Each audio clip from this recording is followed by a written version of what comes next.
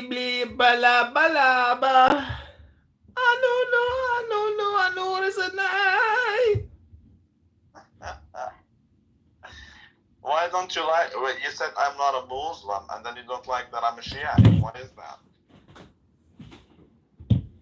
What's wrong with being Shiite? 'Cause it sounds like shit. But it's better than a Sunni. That sounds like diarrhea, if you ask me. Alice, boo boo, you do deserve much better than this. Hello? Hello? Hello? Hello? Hello? Hello? I actually laugh at you. Hello? The thing you say usually makes you laugh, but like the whole pretend you're female. That Hello? one. Yeah. Yes, hello? Yeah, still Hello? breakup happening. Hello? That. Yeah. Oh.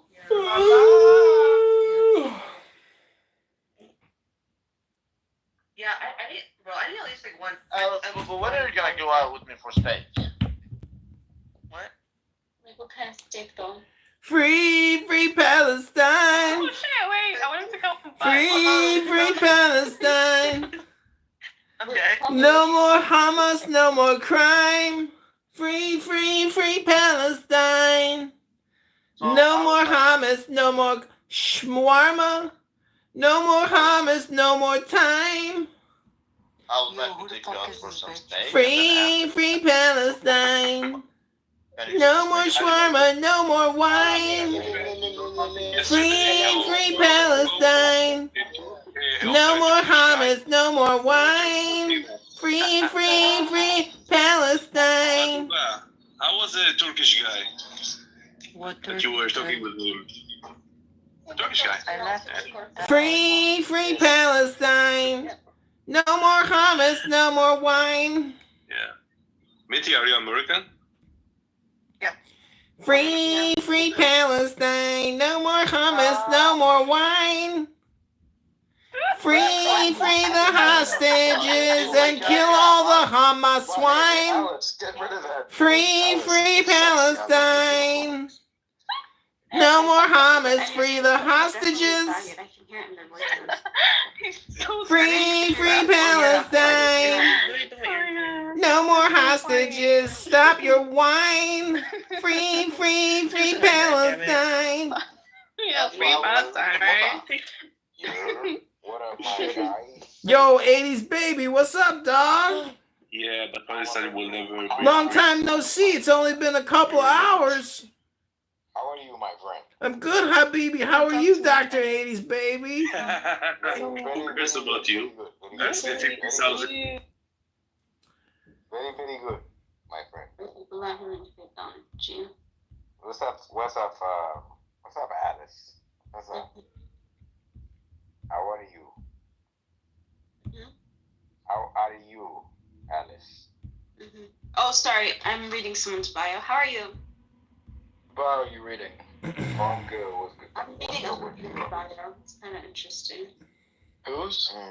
You reading my bio? Rabbi, I was wondering if we could do a Torah study sometime exclusively and I could cash app you or like become your patron or something. Can we do like an intimate Torah study? You're so good at Torah.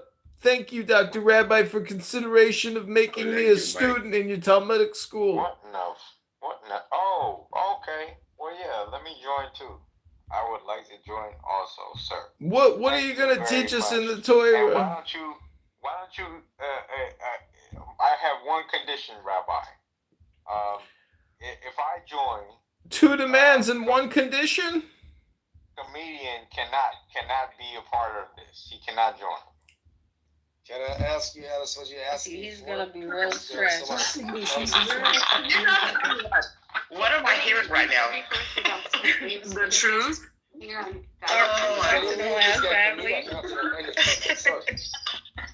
No, honestly, like English words. But you're hanging around this faggot comedian, so.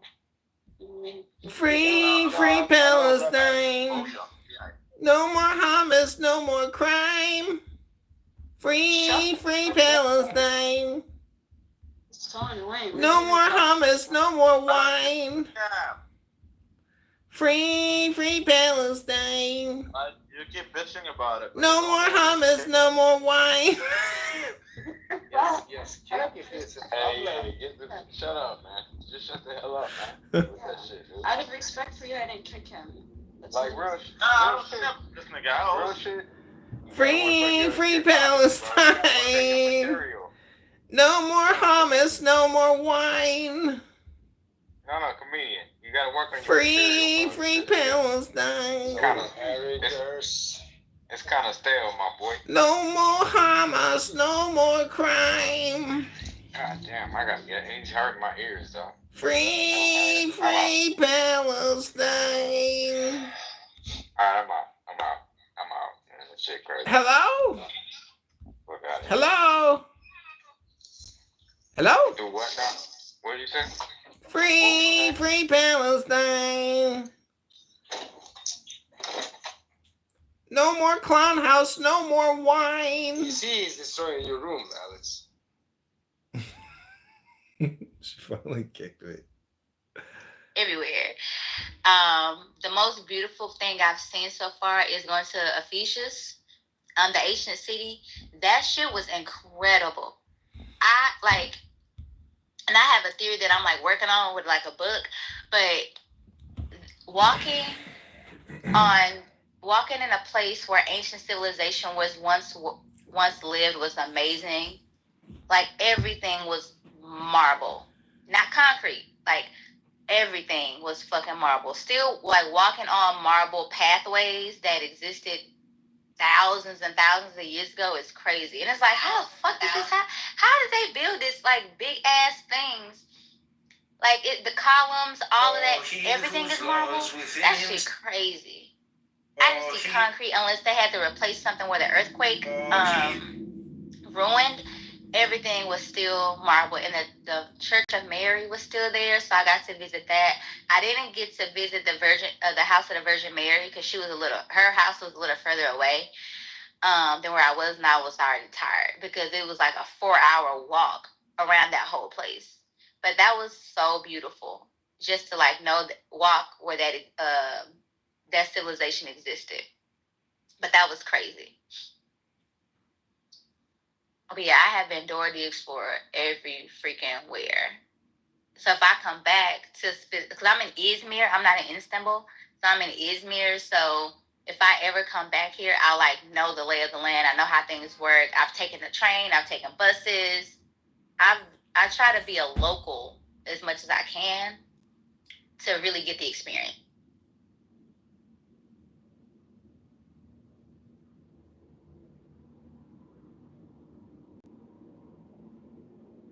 You making me think of things that I want, places I want to go.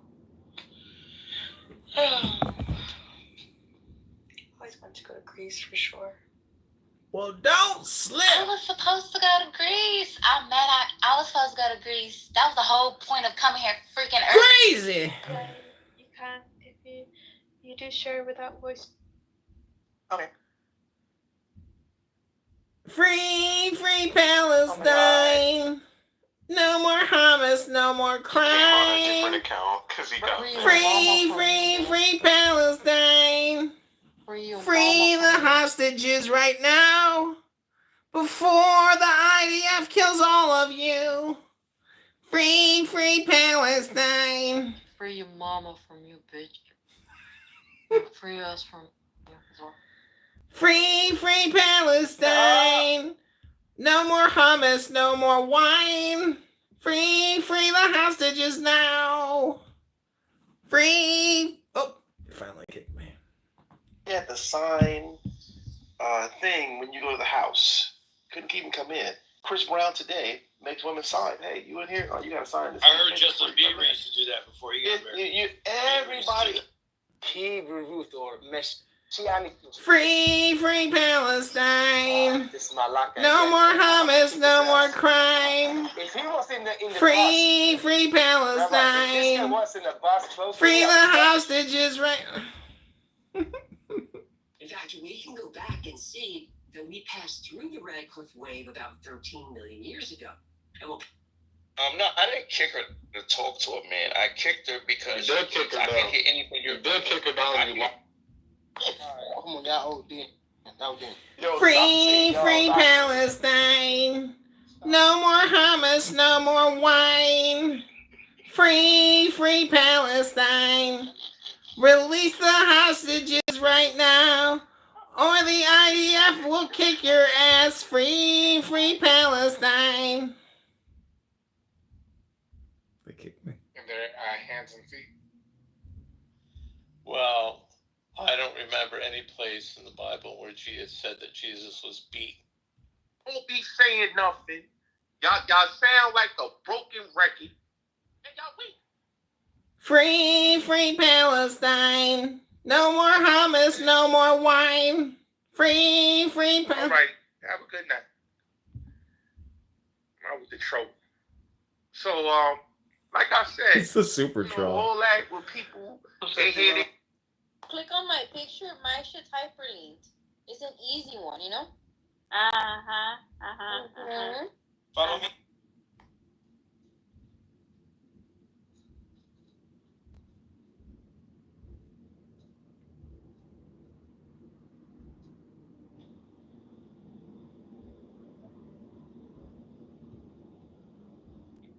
Shit in the corner of your mouth. What that is? Bro, this nigga, just come get your room back here.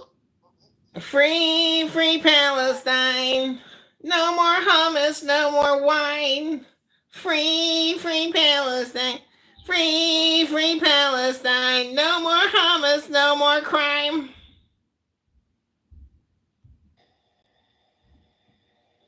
to go to Atlanta with nowhere to stay, no money. I had $146 when I got off the plane. Bitch, you had $146 and nowhere to sleep, nowhere to go. What did you do? Didn't charge me a quarter. I started. The Israelites learning. You learn the Bible from a different perspective. So I'm not saying that I know the Bible more than you.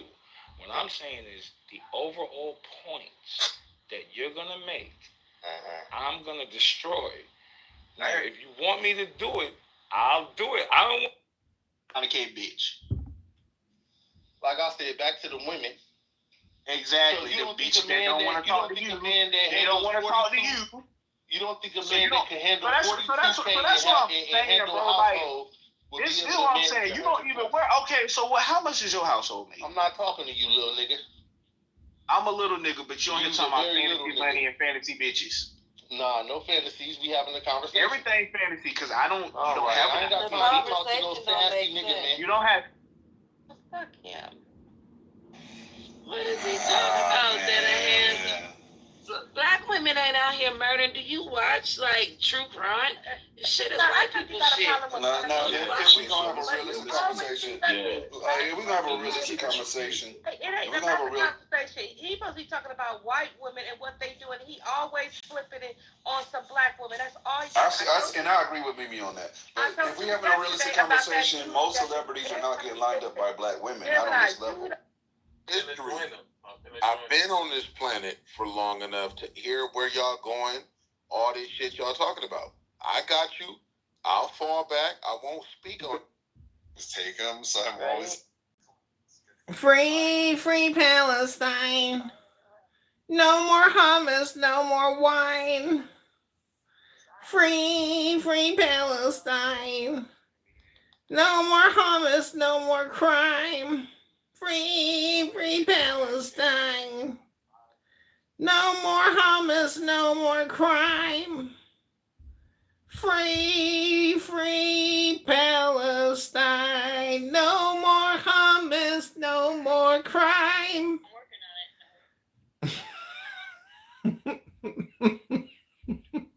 Street in Ghana.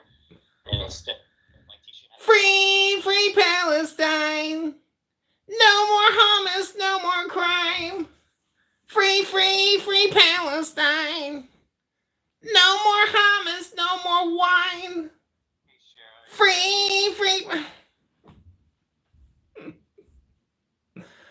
Oh my god. كده صورة إنه بس.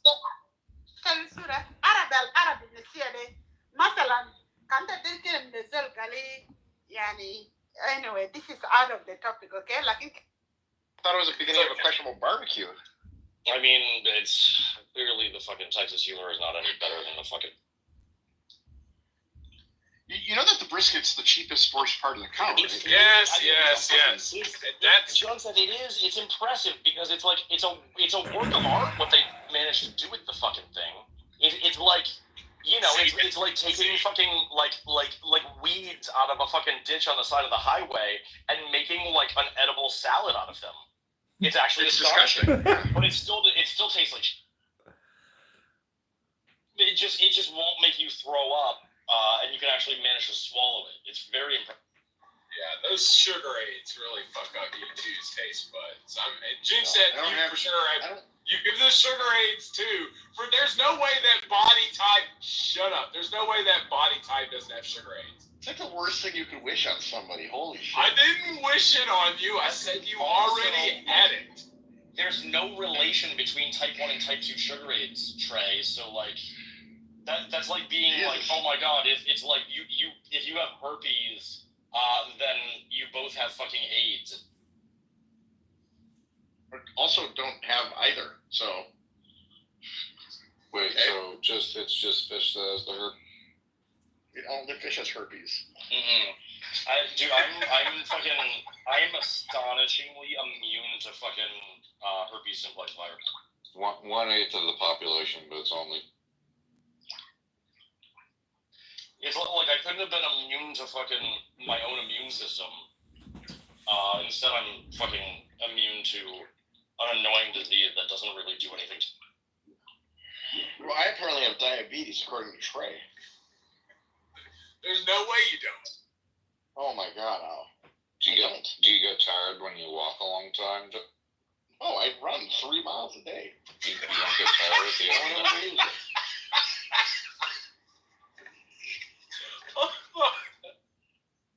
Trey, I'll record my run tomorrow if you want. Alright, let me see your 3 miles. We also feel joy and happiness because we're back in our home, only to suffer later on. So we know we can I do hope I get to eat my words and I get to see you run 3 miles. I thought you wanted to show you the secret fucking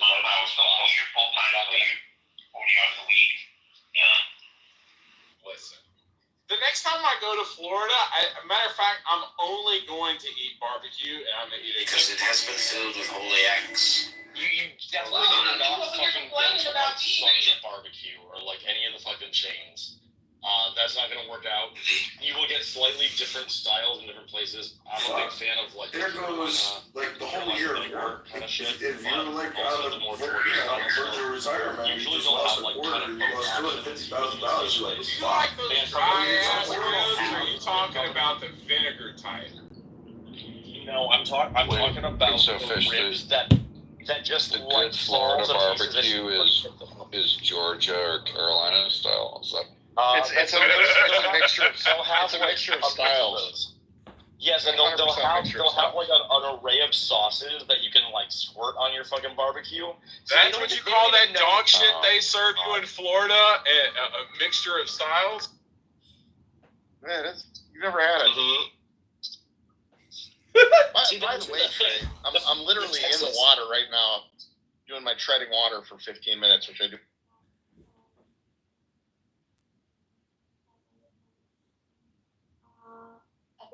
Free Palestine.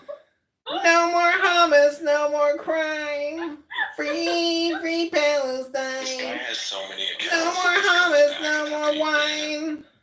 Free Palestine. Wait, can you sing it to music comedy, please? You want me to play the music, or you're gonna play the music? I'll play it. Alright, Yalla, come on. Yalla, Habibi.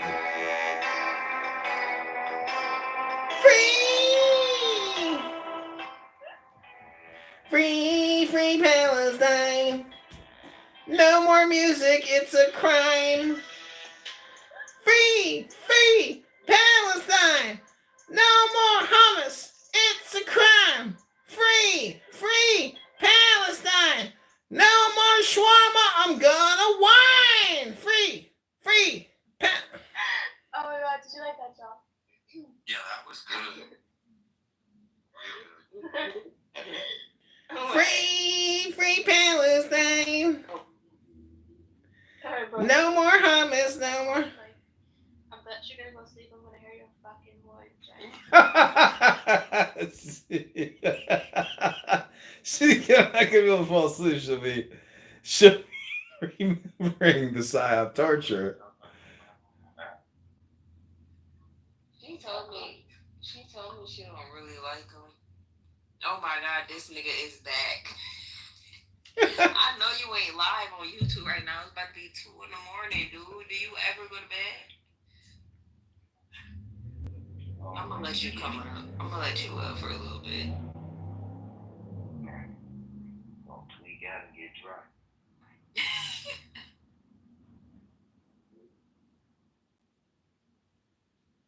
Come up, Republican.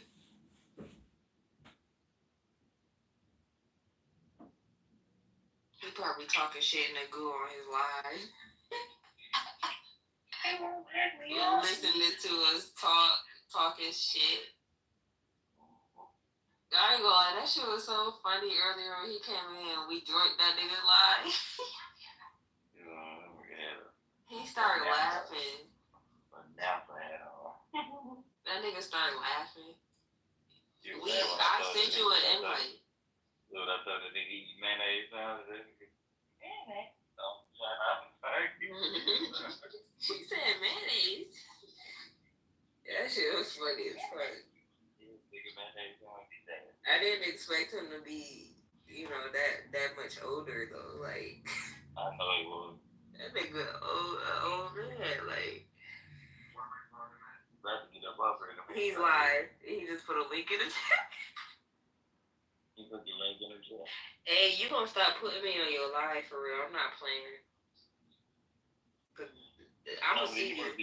Come on. I'm about to sue you. I'm gonna sue you. Don't bring him up here real quick. I did, but he won't come up. I sent him 2 requests. He wanna come here. He's loud. Look at him. He wanna come up. He want us to come watch his live.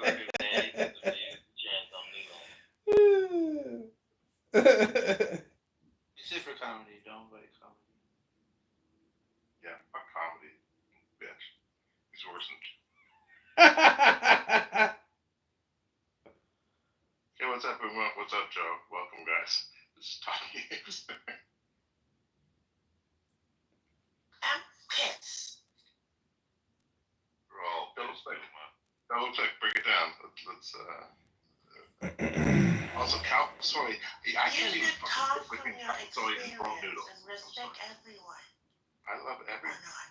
What are you talking about? I'm talking about in this now. Documentary on the history of Party but it's in the 40s. Free Palestine! No more hummus, no more wine! Free Palestine! No more hummus, no more crime! But see, even with the time, we gotta be a rising of the Gauls in Italy and the oppression of Free Palestine! No more hummus, no more crime! Free Palestine! Carry on, G.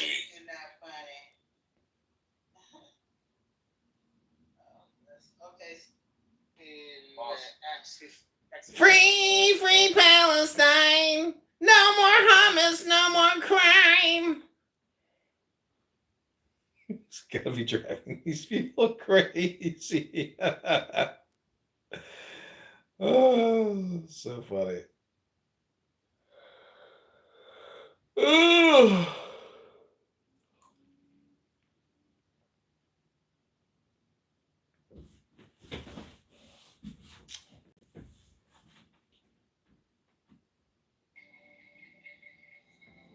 I have unlimited potential. Daraj, my brother. I now see greater potential in myself than I have ever seen. Preaching truth. Preaching truth. My skills and talents improve each and every day. I like this talk. Every action I take brings me closer to my dreams. He whose law is within himself walks in hiddenness. His action is influenced by approval or disapproval. He whose law Welcome to is the Secret Law of outside Attraction. directs his. We're just gonna take this time to do a quick reset. Oh shit. Take a deep breath. Fucking reset. Settle into a comfortable position. And allow yourself to relax completely. Relax completely now. Let go of any tension. And as you listen to these positive messages, allow them to gently speak to your subconscious mind. Trust that these words are planting seeds of peace and renewal. So when you wake up, you feel deeply refreshed, inspired, and ready to embrace the new day with clarity and calm. If you're ready to dive deep into your transformation, visit the link pinned at the top of the page and check out the book Your Transformation section on my website so you can schedule a one-on-one session with me so we can create a personalized plan that aligns with your goals and your deepest desires. Let this process be a part of your ongoing transformation. Let's get it. You deserve to feel good now. You've been working hard. In ancient times, You've been doing an amazing job. to death, and Job, he was able to release a cow. Everything that you dream of, everything that you desire is coming true for you. But first you gotta believe. You gotta know that everything that's in your heart is meant for you. And it's always been meant for you. Brother. Yeah. You've been removing yourself from toxic people. Toxicity. Goodbye. You've been removing yourself from toxic situations. Toxicity. Take care. You're growing. You're shining. And that looks good on you. Oh, I'm glowing. Your heart is open. My heart is open. You are filled with love. I'm filled with love. You are filled with a sense of peace. A sense of calm. Start the mansion love. And you know that one day a Muslim, everything will fall right into place for you. The love that you've been giving out lately, it will not return unto you void. It's gonna come back to you. Because you've been given, you're gonna start receiving. Oh yeah. And it's gonna come back to you tenfold. Tenfold with cloud seed. You are so amazing. Unbelievable. You can't nobody do it quite like you. Oh my God. You are irreplaceable. You're irreplaceable. You bring something to the table that can't nobody else bring. Oh my God, he's speaking the truth. You are so dope. I'm so dope. I'm so dope. You are amazing. You are amazing. And I'm thankful and I'm grateful for you. Thank you. Thank you. Hello? I love your smile. I love you too, brother. I love the way you laugh. I love the way you laugh too, brother. I love everything that makes you, you. I love that about you. Not only do I see it, but everybody else sees it. No! No! You are worthy. You are deserving. I deserve it. Your light shines through all of the darkness. My light shines through all the darkness. You bring light to everyone around you. Thank you, brother. They need you. You are sent here to help heal the world. And you're doing an amazing job at it.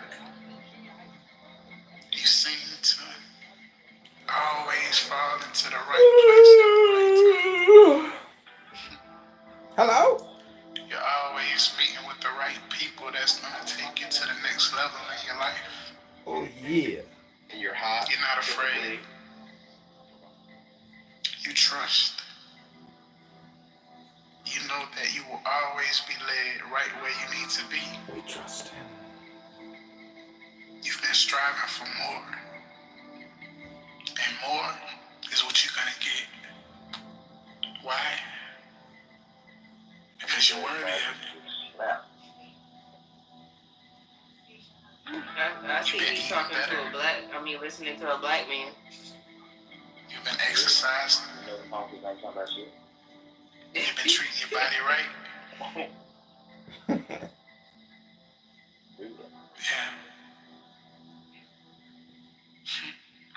And sometimes you fall off. But you always get right back on there. And you're determined. You're determined to get it done, and you will. You are so full of light. I can see the light in you. This is my man, Raj, giving us that positive, high-frequency vibration. Behind all the hurt. Neurolinguistic program. Behind all the pain. Behind all the suffering. It's this beautiful light. Bright light. And you've always had it. And you've been unraveling, releasing, and growing stronger. So you can crying right now. When you're a junior head, he looked like he was. Hey, comedian, can you sing that song for us like you did the other night in Benji's room? Which song? Pause your affirmations for a second, okay? Which song was it? I don't remember the song that I sang in Benji's room. What was it?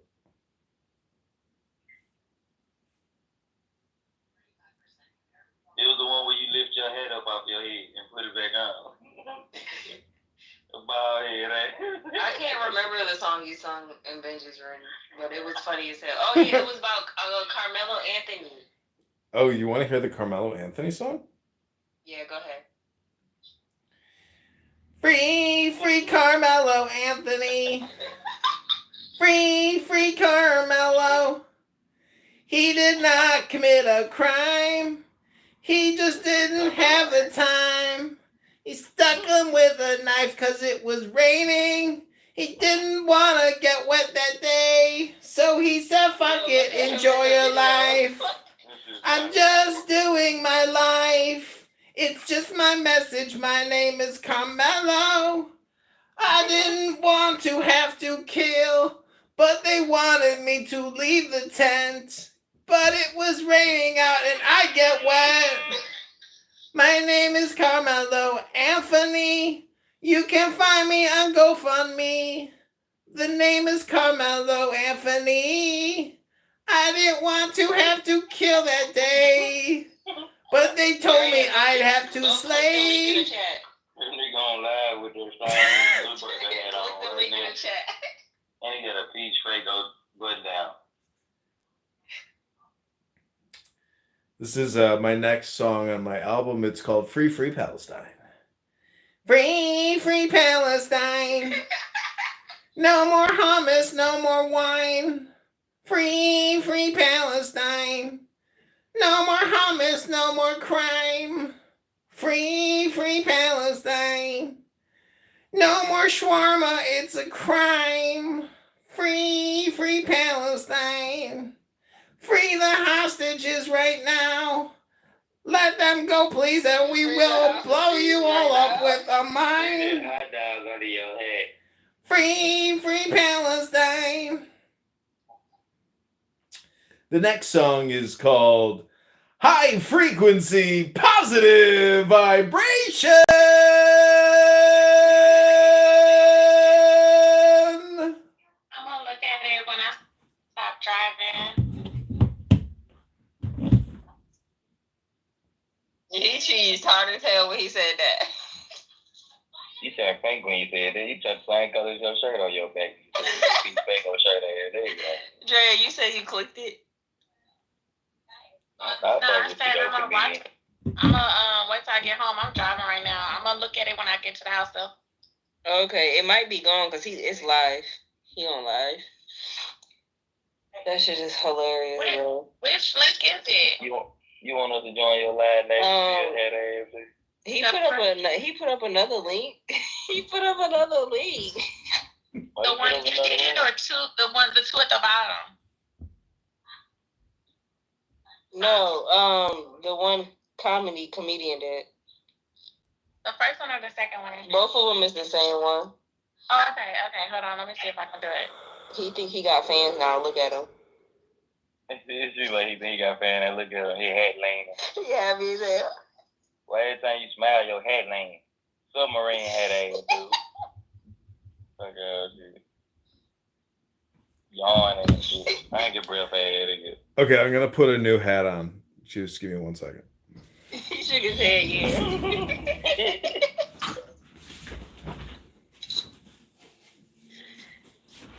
Do we see you take? Oh, he took it off. I don't see nothing. It's a black screen. Try the other link. Let's see your outfit. This nigga, he putting on the fry. I knew you was one of those, bro. Nah, stand up, bro. Let's see. I knew you was one of those. Free Palestine. Bro, I can't. No more Hamas, it's a crime.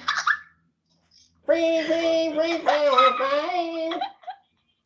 No more Hamas, it's a crime.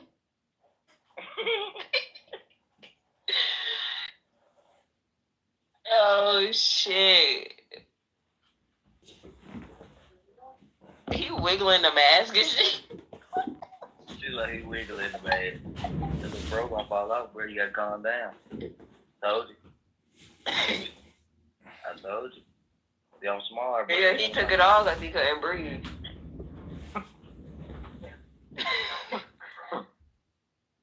He used to be in the DC National Guard. Oh, did you guys run together? Or? Yeah, our side hustle, the DC National Guard. And I met him in my unit. He was just in my unit. And I don't know, I can go on about you guys that. Now, Nicholas Terza claims that he knows Hegseth from the DC National Guard, but we spoke to a senior official at the Pentagon who said that's not true, that Hegseth has not ever heard of this man or seen him. But what do you think the intent is? Is it like they want to hurt America? I think they don't care who they hurt. To enact a change that they see making America a populist conservative framework. Because he got two different phones and two different angles. Come on, man. Stand up, let us see the pig, man. Overthrowing elections. It's just like truly saying it's not happening. He's illegitimate. He's purely immoral, breaking every law. We're going to resist him. Everything he does. James O'Keefe here in Arlington, Virginia, in front of the Pentagon. The branch chief inside the Pentagon saying on hidden camera he's going to resist against Trump and Hegseth. Now, since President Trump was elected and assigned Pete Hegseth as Secretary of Defense, the DOD has faced a number of leaks in the past few months from employees inside the Pentagon. There's some type of deep state forces that want to make sure you don't stay there. They've come after me from day one, just like they've come after President Trump. I mean, I've gotten a fraction of what President Trump got in that first term. The Secretary of Defense, Pete Hegseth, has been going on media interviews expressing that there are people within the Pentagon who want to resist the president and hurt his policies. I know exactly why I'm here, to rip out the insidious ideologies and not compromise and not back down, to reestablish standards and accountability. Nicholas Terza, a branch chief within the DOD, expressed dissatisfaction with his new boss, Secretary of Defense Pete Hegseth, claiming he is too young for the job. So I'm assuming that your boss isn't Pete Hegseth. Ultimately, he is my boss. Okay. But this is insane. I actually know Pete Hegseth. You do? like personally? This is so crazy. Like, that's not a good reflection on me. That's a bad reflection on Trump. Like, nobody I know should be the Secretary of Defense. Like, he's insanely young to be the part, like, and he wasn't that high up in the military. He used to be in the DC National Guard. Oh, did you guys work together? Or? Yeah, I mean, in our side hustle in the DC, in the National Guard. And I met him in my unit. He was just in my unit. And I don't know, I can go on about you guys that. Now, Nicholas Terza claims that he knows Hegseth from the DC National Guard, but we spoke to a senior official at the Pentagon who said that's not true, that Hegseth has not ever heard of this man or seen him. Well, what do you think the intent is? Is it like, do they want to hurt America?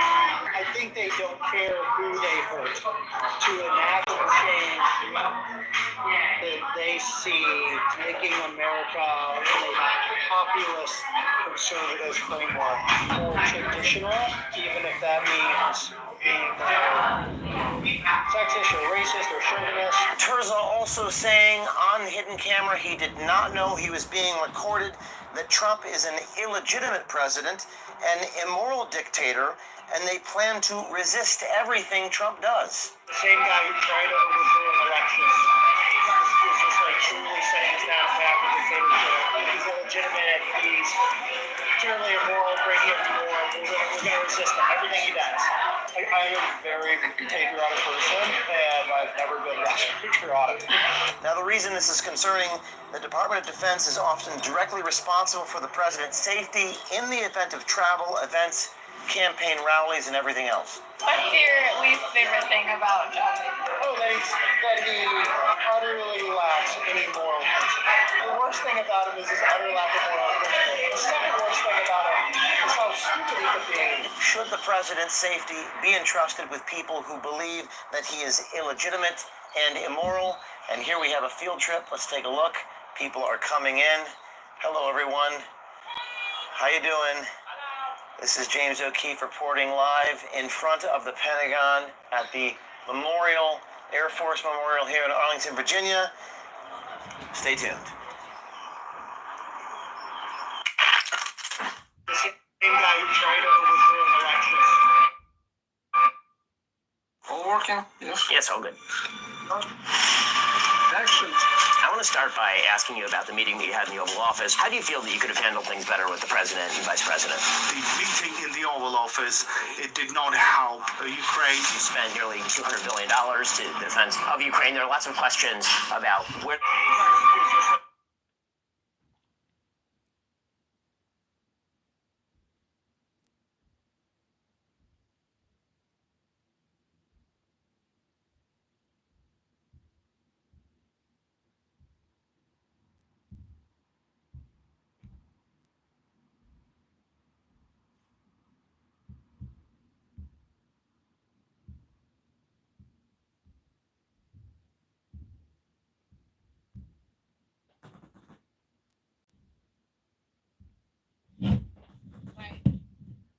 Oh, he's back. Free Palestine. Free Palestine. Oh no. No more hummus, it's a crime. He want his viewers back. Free Palestine. Okay, hold on. No more shawarma should be a crime. I'm trying to. Come on, man. 1 second, bald head. 1 second. That buffet.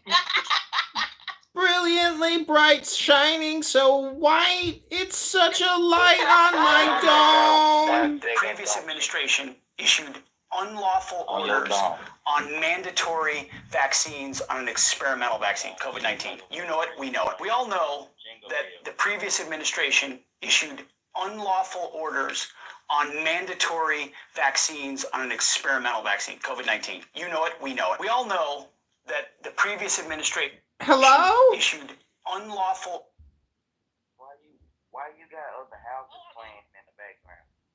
No, that's Pete Hegseth saying that they're going to investigate the vaccines. Do you want me to keep singing you the Free Palestine song, or are you looking for something spicier like Free Carmelo? I want you to rap some food shites. You want some, you want the Kuma, some young guy? Who shot you? Hey, comedy, since you on live right now, let's talk. You want some Biggie? Funny with the money, or you got me mistaken, honey. I don't want to rape you. I just want the papers, the visa, capisha. I'm out like the papers. Who the head clown house Cumacho? Everybody don't listen to me. So do you believe in the Matrix comedy? The Matrix, yeah, every day I go to the gym and I work out on a treadmill called Matrix. I didn't say be stupid right now on your live. I'm talking about the actual Matrix. Hello?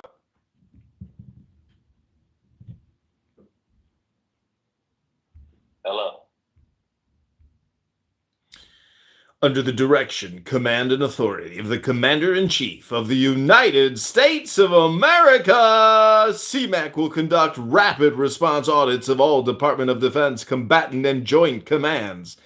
CMAC will act with direction from and coordination with the Office of the Secretary of Defense of the United States of America. CMAC will function to realign the service component branches of the Department of Defense back to its core mission: defense of our constitutional republic abroad through strength at home. Terminal objectives: observe, identify, coordinate, course correction, azimuth check, restoration, presentation, and self-termination. Conduct observatory audit of all SEEK COCOMs immediately upon order from the SIC. Literally watching you say that shit. Like, Nigga, pop the fucking Adderall. Goddamn.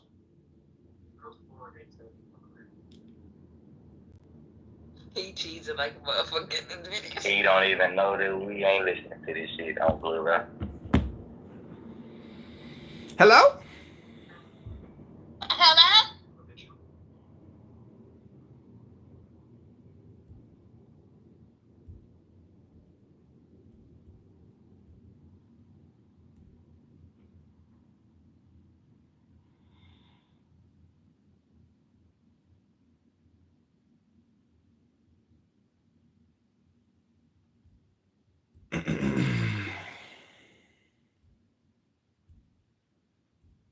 Ivan Rankin, how you doing, sir? Good. Good to see you. It's been a while. Yeah, good to be here. Good to be here. So, it's been what, 4 years, 2 months since January 6th.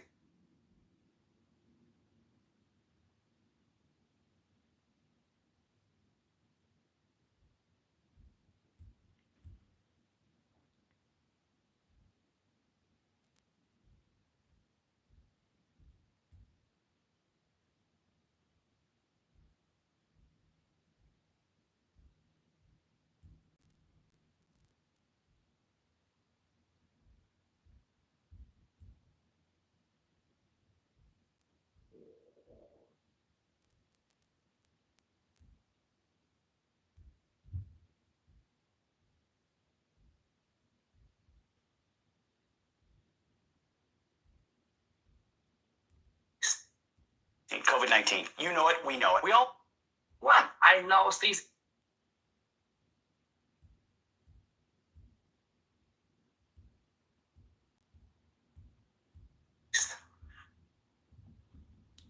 You probably missed a couple of days in there too, but yeah, it's been about that. So what brings us together? What do you think brings us together?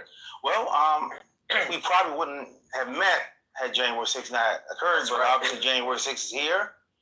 It happened, and it brought us together here. Both of us are trying to get answers and find out the truth about what occurred that day, and probably some other things too. We want answers for. All right. So what I'd like to do is over the next hour, we're gonna have a conversation where I want to kind of lay out to you and anybody listening in of what my role was from what I was involved in exposing what I thought and what now more evidence is proving to be that there were constitutional violations to the electoral process, which ultimately culminated in January 6th, the way it played out, as well as, as part of that, I started doing an investigation into the leadership of those within the Capitol. And a lot of people don't realize that there's been a lot of talk about the weaponization over at the Department of Justice, the U.S. Attorney's Office, which is part of the Department of Justice, the courts that ruled in egregious manners that slapped folks with, extended sentences that are well beyond what most people would consider as fair and just sentences. That part I don't want to discuss at all, because that's been addressed by many other people. The reason why you are probably the most important individual to interview to go into detail about January 6th is because you understand the decision-making process, the law enforcement component of a branch of government that has no responsibility, oversight, or I guess does not have to respond to the courts in this situation or the DOJ, the executive branch. And a lot of people are going to think like, oh, well, Ivan's talking about nonsense here. And I think you're going to be able to help explain how the Capitol Police is a separate law enforcement entity, your jurisdictional authorities, and how things operate internally. And maybe we're going to get to specific names of those individuals that were involved in being on the other side of what occurred on January 6th. So we've all seen, the rioters, whatever you want to call them, rioters, election justice rally attendees, etc. But you've done several interviews. This one I want to make sure that we really hit upon who are the key players and decision makers to determine, hey, are we going to have protection? How much protection are we going to have? Who do we protect? How do we protect them? And what are those relationships between the protectees, right? Yeah. So is there anybody better to interview than you? It'd be tough to find somebody. All right.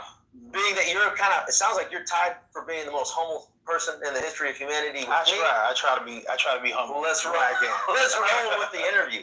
So just to start, let's give a little bit of taste to people of your background, of why you are probably the best person to ask any question about the last quarter of a century, essentially, of U.S. Capitol Police.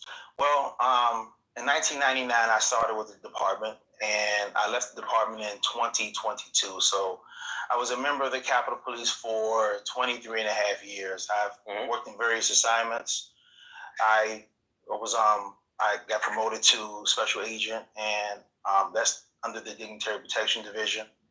And now, when you go through, sorry to interrupt, because I know some of the components and training that goes on based on my background. When you say special agent, what training do you go through, and where do you do the training? We trained at different locations. It depended upon what the training was. We had vehicle training. But to become a special agent. Yeah, you had to go through. It was a lot of book work to become a special agent. Classroom work. We had to attend special driving. And we had this. There are certain things you have to do that regular officers don't have to do. You have to travel. You have to fly a lot. So we had to have specialized training for how to fly while on. Mm-hmm. So we had. There was a lot of different training courses we had to take to successfully complete the program to become a special agent for the Dignitary Protection Division under Protective Services Bureau of the Capitol Police. So I had to do all those. Time out. You're going into areas that most people don't understand. So let's kind of break it down. Mm-hmm. Let's go into the legal framework of your authorities, right? Mm-hmm. So you have Title II U.S. Code, Chapter 29 talks about how the Congress authorized this entity known as the Capitol Police, right? Yes. And within that, you have above that guides the Capitol Police decision making is the Capitol Police Board, right? Correct. And that's appointed by the Speaker of the House, Senate Majority Leader, through the two sergeants at arms, and then architect of the Capitol. It's kind of like the governing body, right? Yes. Underneath that, you have a Capitol Police Chief, and then from there, talk us through who is subordinate to the Capitol Police Chief, and how does that break down operationally, intel-wise, and then protective services? If you can kind of talk through that. I can. Right now, the Capitol Police, they have three different bureaus. You have Training Services Bureau, you have the Operations Bureau, and you have the Protective Services Bureaus. You have three different bureaus. And you have an assistant chief under each one. Over top of each one, the chief of police is in charge of the assistant chiefs for all three of those bureaus. So that's how it works. Protective Service Bureau is the people who are like criminal investigations, dignitary protection. Training is pretty self-explanatory. Right.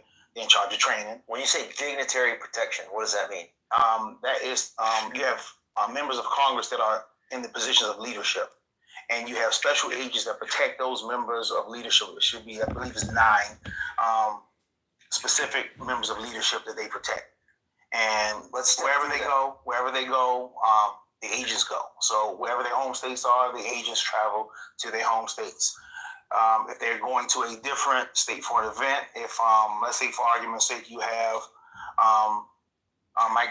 Mike Johnson, and he's going to Texas for an event, you're going to have an agent or maybe 2 agents go out there and do the advance, and they're going to make sure that they have a plan as far as running the routes. They're going to know where he's going to be at in case of an emergency, where the closest hospital to the event where he's going to take him to. So they're going to set all that stuff up, get his hotel reservations, and make sure all that stuff is set up. So when he hits the ground off the airplane, they'll take him right to wherever he wants to go, whether he wants to go to the event, whether he wants to go to his room. And they're going to make sure that the plan is written. For the most part, they have, it's a lot to do advance work, so I can't go through all the right. So yeah, but just to let you know that they provide protection for him wherever he goes, anywhere in the country, anywhere out of the country. Capitol Police is going to have special agents there to protect him wherever he goes. So the other bureaus are training to make sure that people are capable, the officers are capable to run protection of the buildings, right? Correct. Well, then separate from that, you have the dignitary. Well, they also make sure that they're also training. Also, make sure that they're wherever they go. Whether if they go to patrol division, they make sure that they're equipped and ready to be patrol division officers.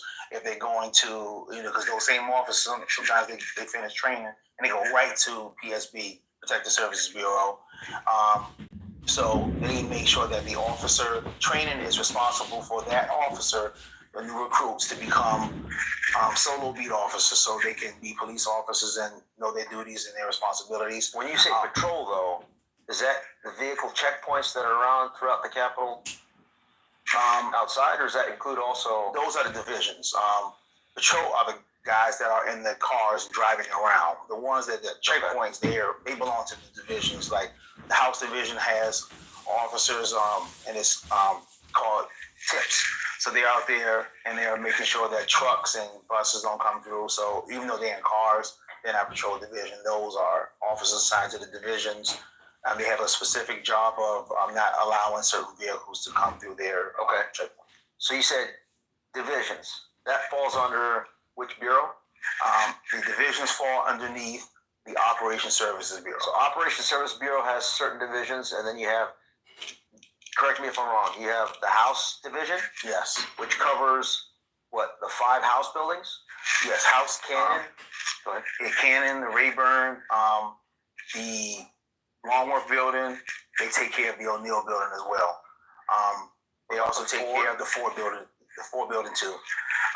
So that's what the House Division does. The Senate Division, they have the Russell building, they have the Dirksen building, they have the Hart building, they have the Senate daycare. That's their responsibility. They take care of that. They could have, there's a daycare, but they could have went to Patrol Division. Things changed, so I'm not 100% sure about that, and it's not right on the hill. You have the Patrol Division. I'm sorry, you have the Library Congress Division, and they take care of the library buildings, and then you have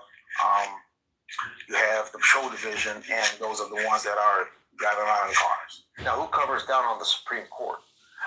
You have the Supreme Court is we don't actually do the Supreme Court. We're the library. The Supreme Court, they have their own police department. Yeah, so I know they have the marshals, Supreme Court marshals inside the building, and then you have Supreme Court security. I think, but as far as I understand, is that under Title II U.S. Code Section 67B, it lists that the grounds upon which the Supreme Court resides is part of U.S. Capitol Police's jurisdictional zone, but you guys don't touch that, right? Even though that may be in statute, you guys stay. For the most part, the Supreme Court, unless their chief calls our chief, the Supreme Court typically does their own thing. We have assisted the Supreme Court in certain events. I have been on the scene where there were demonstrations, and we've, assisted the Supreme Court. But for the most part, their side of the street, they take care of it. Outside of the street, we take care of it. Okay. Now you mentioned side of the street. Who has a responsibility for the street itself? It would be in that vicinity. Patrol Division, Capitol Police does. So does DC Metro have any play in that? If Metropolitan is over there and if they witness something, the Metropolitan is going to they can make a stop over there. So it's concurrent jurisdiction. Correct. Yeah. Okay. So Metropolitan is Metropolitan. So it's different when it comes to inside the buildings. Metropolitan, they don't come in our buildings and make arrests inside of the buildings, but outside, Metropolitan, they can make traffic. So inside the building, you have unilateral authority. Inside no other law enforcement entity, executive branch, judiciary, they can't come in unless they get permission from that's one chief. Who gives the authorization? Yeah, that's 1%. Yeah, they don't have any law enforcement jurisdiction. They don't. The Metropolitan Police, they don't do any police work inside of our buildings. We take it. We take that. Now, if there was certain crimes, if there was a murder inside of one of the buildings on Capitol grounds, then Metropolitan would take that because they're the primary investigatory agency for any homicides in DC. The Capitol Police will be a secondary. So I'm sure that they get it. Is that what occurred with? Well, actually, Babbitt Metropolitan was the primary law enforcement agency that was doing the investigation. Okay. So we're going into the kind of structure. So we got the Capitol Police Chief at the top. You have the 3 bureaus. Yes. Training Bureau. We're not going to cover that. It's self-explanatory. You got the Operations Bureau, which we talked about. The Library of Congress Division, House Division, Senate Division, and there's also a Capitol Division? It's called Capitol Division, of course, that's the other one, and SOD, which is Patrol Division. Okay. Yeah, so Special Operations Division. So that's what they have. So there's 5 divisions. So it's 5 divisions. Okay. And you worked primarily in which of those divisions? The Capitol Division. So the Capitol Division. Capitol Division is where I spent most of my career in the Capitol. And what does that cover? The Capitol and the Capitol grounds and the CVC. Okay, so for people that the Capitol first time they never heard of this. Yeah, the Capitol Visitor Center. The Capitol meaning the actual Capitol chamber, the Senate and the House. Correct. And the rotunda. Yes. The Capitol Visitor Center underneath. And that is essentially, and that does not include what we just talked about, the Senate buildings, Doesn't include that. the House office buildings, Nope. or the Library of Congress. That is separate, Correct. just that one building. Correct. Okay. And the grounds outside. And the grounds outside of it. Yes. Everything on the Capitol Square is Capitol Okay. Division. And to include the CVC. Okay. The Capitol Visitor Center. Got it. Now going back to Protective Services Bureau. Yes. That's the 3rd bureau, right? It's a separate bureau? Yes. At the same level as the other ones, right? Correct. That's the level of importance it has. Mm-hmm. And you said it's headed up by an assistant Capitol Police Chief? Correct. And you said 9 individuals, you think, 8 or 9 or so? I think it's 9. Are protected. So essentially for a layperson, what you describe them as being is the congressional leadership's own Secret Service detail. You said it perfectly. Right? Yes. So let's step through. Speaker of the House, you mentioned, is one position that receives that protection. Can you talk us through which President Pro Tem in the Senate, Senate Majority Leader, Senate Minority Leader, that's 3. What about when the Vice President comes in and becomes the President of the Senate? Do they fall under dignitary protection as well? No. Or do you completely delegate that out to the Secret Service? That's Secret Service. In chambers? That's Secret Service. So they don't, but don't they have to fall under and coordinate? No, well, whenever anybody comes to, that's an executive position, executive branch position. So when they come in, we still put protection on them on that day when they're coming in, but that's not one of our regular assignments. We have it's just a one-off whenever they're in the chambers, right? So that might be the 4th one, right? I got to go back and look at all 9. And then on the House side, like you said, Speaker of the House, Majority Leader, Minority Leader, the Majority Whip, the Minority Whip. So that's 5. So I think 5 on the that's Senate. the 9 right there. Yeah, I think that's the 9. So 5 on the House and then 4 on the Senate. Yeah. So I'm gonna go with that for now. Yeah. You know, it's important to understand that those 9 individuals, whoever they are, right? The key ones I want to talk about is Speaker of the House, Senate Majority Leader, President of the Senate, right, or pro tem. Those are the key individuals that have their own separate protective detail. Correct. And they're U.S. Capitol Police officers inside of the Dignitary Protection Division. Correct. And you probably know all those people. Yes. Right? Because you spent 23.5 years. Well, the turnover is so great now. They got so many new officers there now. I don't know a lot of the new officers. Well, let's go back to January 6th. Could you name off at least a couple of them that were regulars? A couple of the officers? Yeah. I could probably name some. But I won't do it here on camera. No, but I'm just saying, if you were asked, like, you'd be like, oh yeah, this person. Yeah, I can say, for the most part. That's a level of knowledge and understanding of the entire force you have compared to anyone else. Well, I've been there a long time, and like I said, they had a lot of, because threat levels went up, so they had a lot of new officers they hired and put on those teams. Like the guys who were there for 20, 30 years, I know those guys. Right, and so those guys, going back to what you said, was they travel. So not only are they protecting the leadership at the House and the Senate, or I should say the Capitol, because you were Capitol Division, so you was probably... Division. What's that? Yeah, I was Capitol Division. Since you were Capitol Division, I'm just internalizing what we've discussed so far. You had to interact and liaise or coordinate, synchronize, deconflict when leadership was coming through, because you were also, right? Well, not really. I didn't have to do that because leadership, they can bring their people. It's the Capitol, so they can walk in. They didn't have to announce when the speaker was coming in to me because they would tell their team members that the speaker was coming in if they were dropping them off, and then the agents would be down the stairs wherever they were going to be dropped off at, and the guy would walk them up. So, but they didn't have to coordinate that with me. They coordinated that with their team members. Okay, but I think the biggest point here is though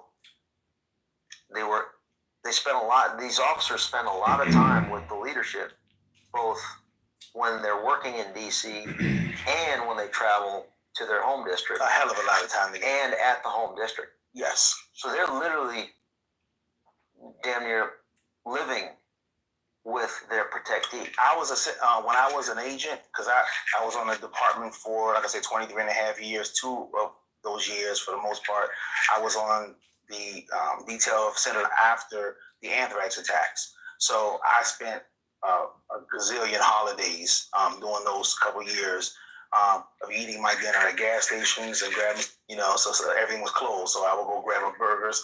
It was a gas station that made hamburgers. So I would go there and go get something to eat. So I spent a lot of time. So would it be fair to say, not specifically in your case, but would it be fair to say that any of these dignitary protection officers that have been in their position for quite some time, they know intimately their protectee, their family, their pattern of life, pretty much everything that they do?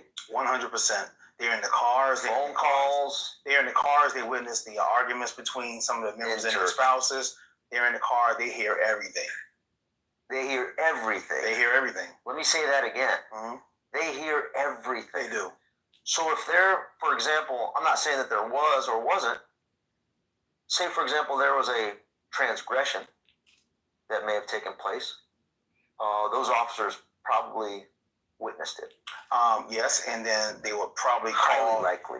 Well, I would say if that occurred, and it was something that was they felt uncomfortable with, or something that they believed that Capitol Police leadership needed to know, then they would probably call and speak to their officials, and the officials would send it up the chain if it was something like that.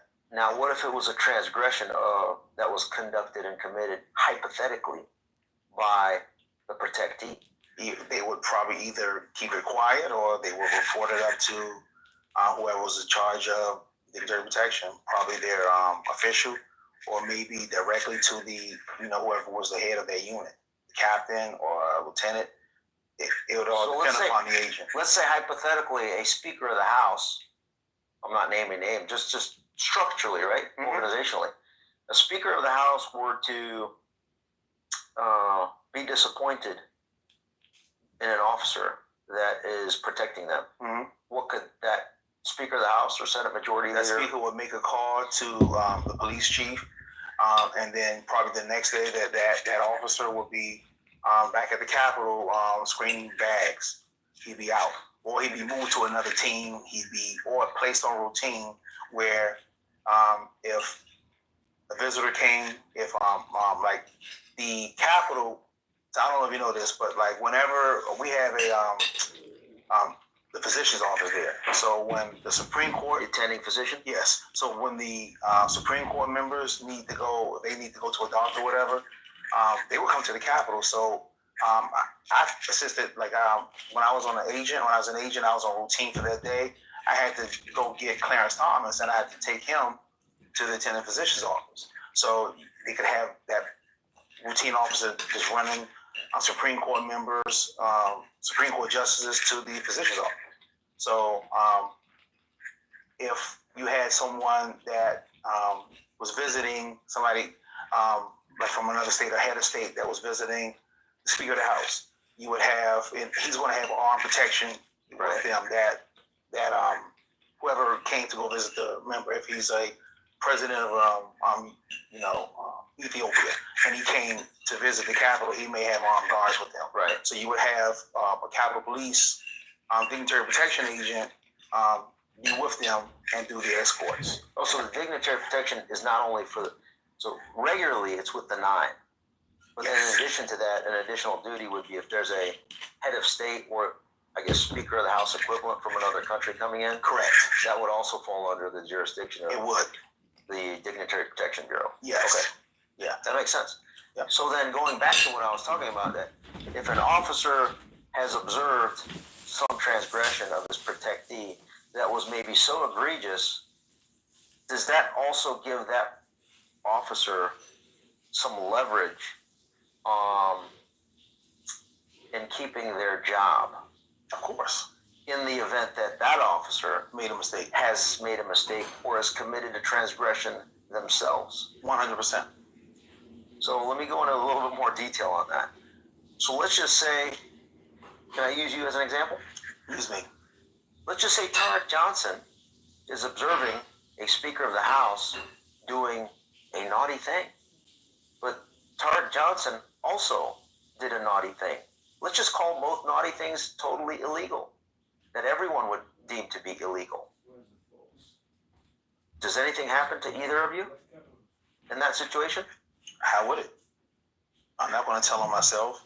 The member of Congress is not going to tell on themselves.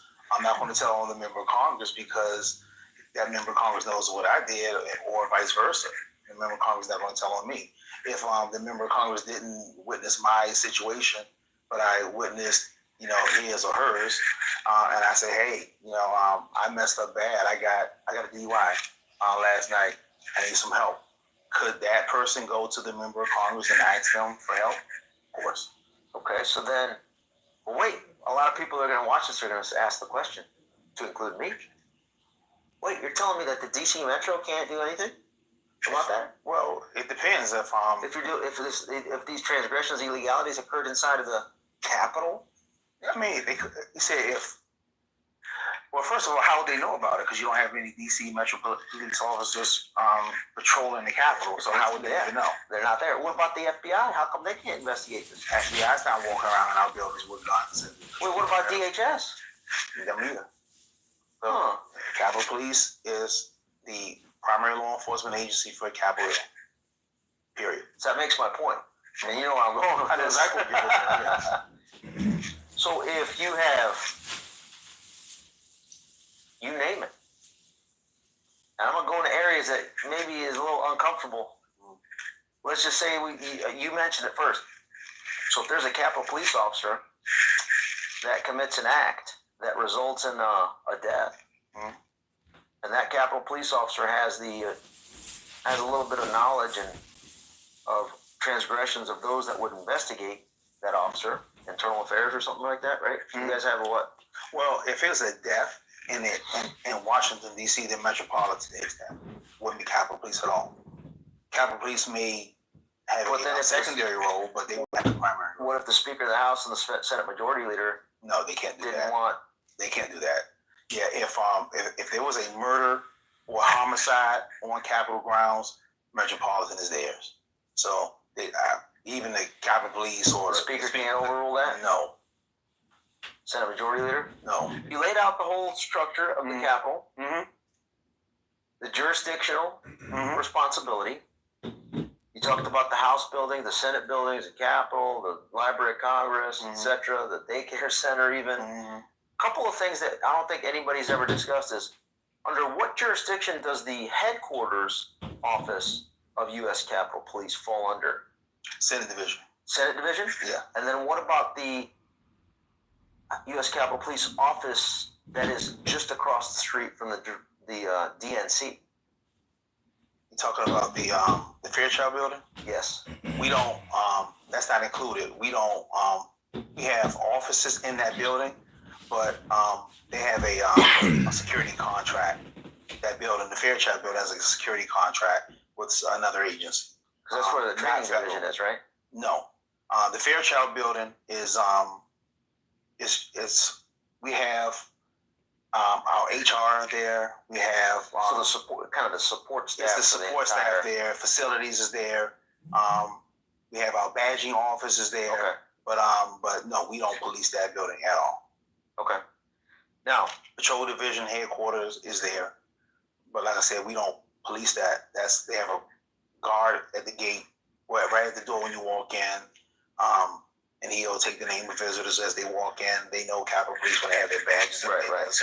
But no, we don't police that. Okay, that's good to know. Now, across the street is the DNC, and that is within U.S. Capitol Police Patrol. They They also have, as well as the RNC. They also have their own. And the Capitol Hill Club. We don't. Yeah, they have their own private. Inside of the buildings. But what about outside the building? I've seen private contractors standing outside of those buildings. Is that within the U.S. Capitol Police's jurisdiction zone? It is within the jurisdiction. EJZ, extended jurisdiction yes, zone. 100%. Yes. But the primary, like I said, like that building, that's not ours. That's theirs. That's private contractors have that building. Okay. So what I'm getting at, I did a video a couple weeks ago when I was out in the Capitol area, and the way I understand is that at the Capitol Hill Club and the RNC, which are adjacent buildings next to each other, just south of the Library of Congress, a little catty corner from Cannon Building.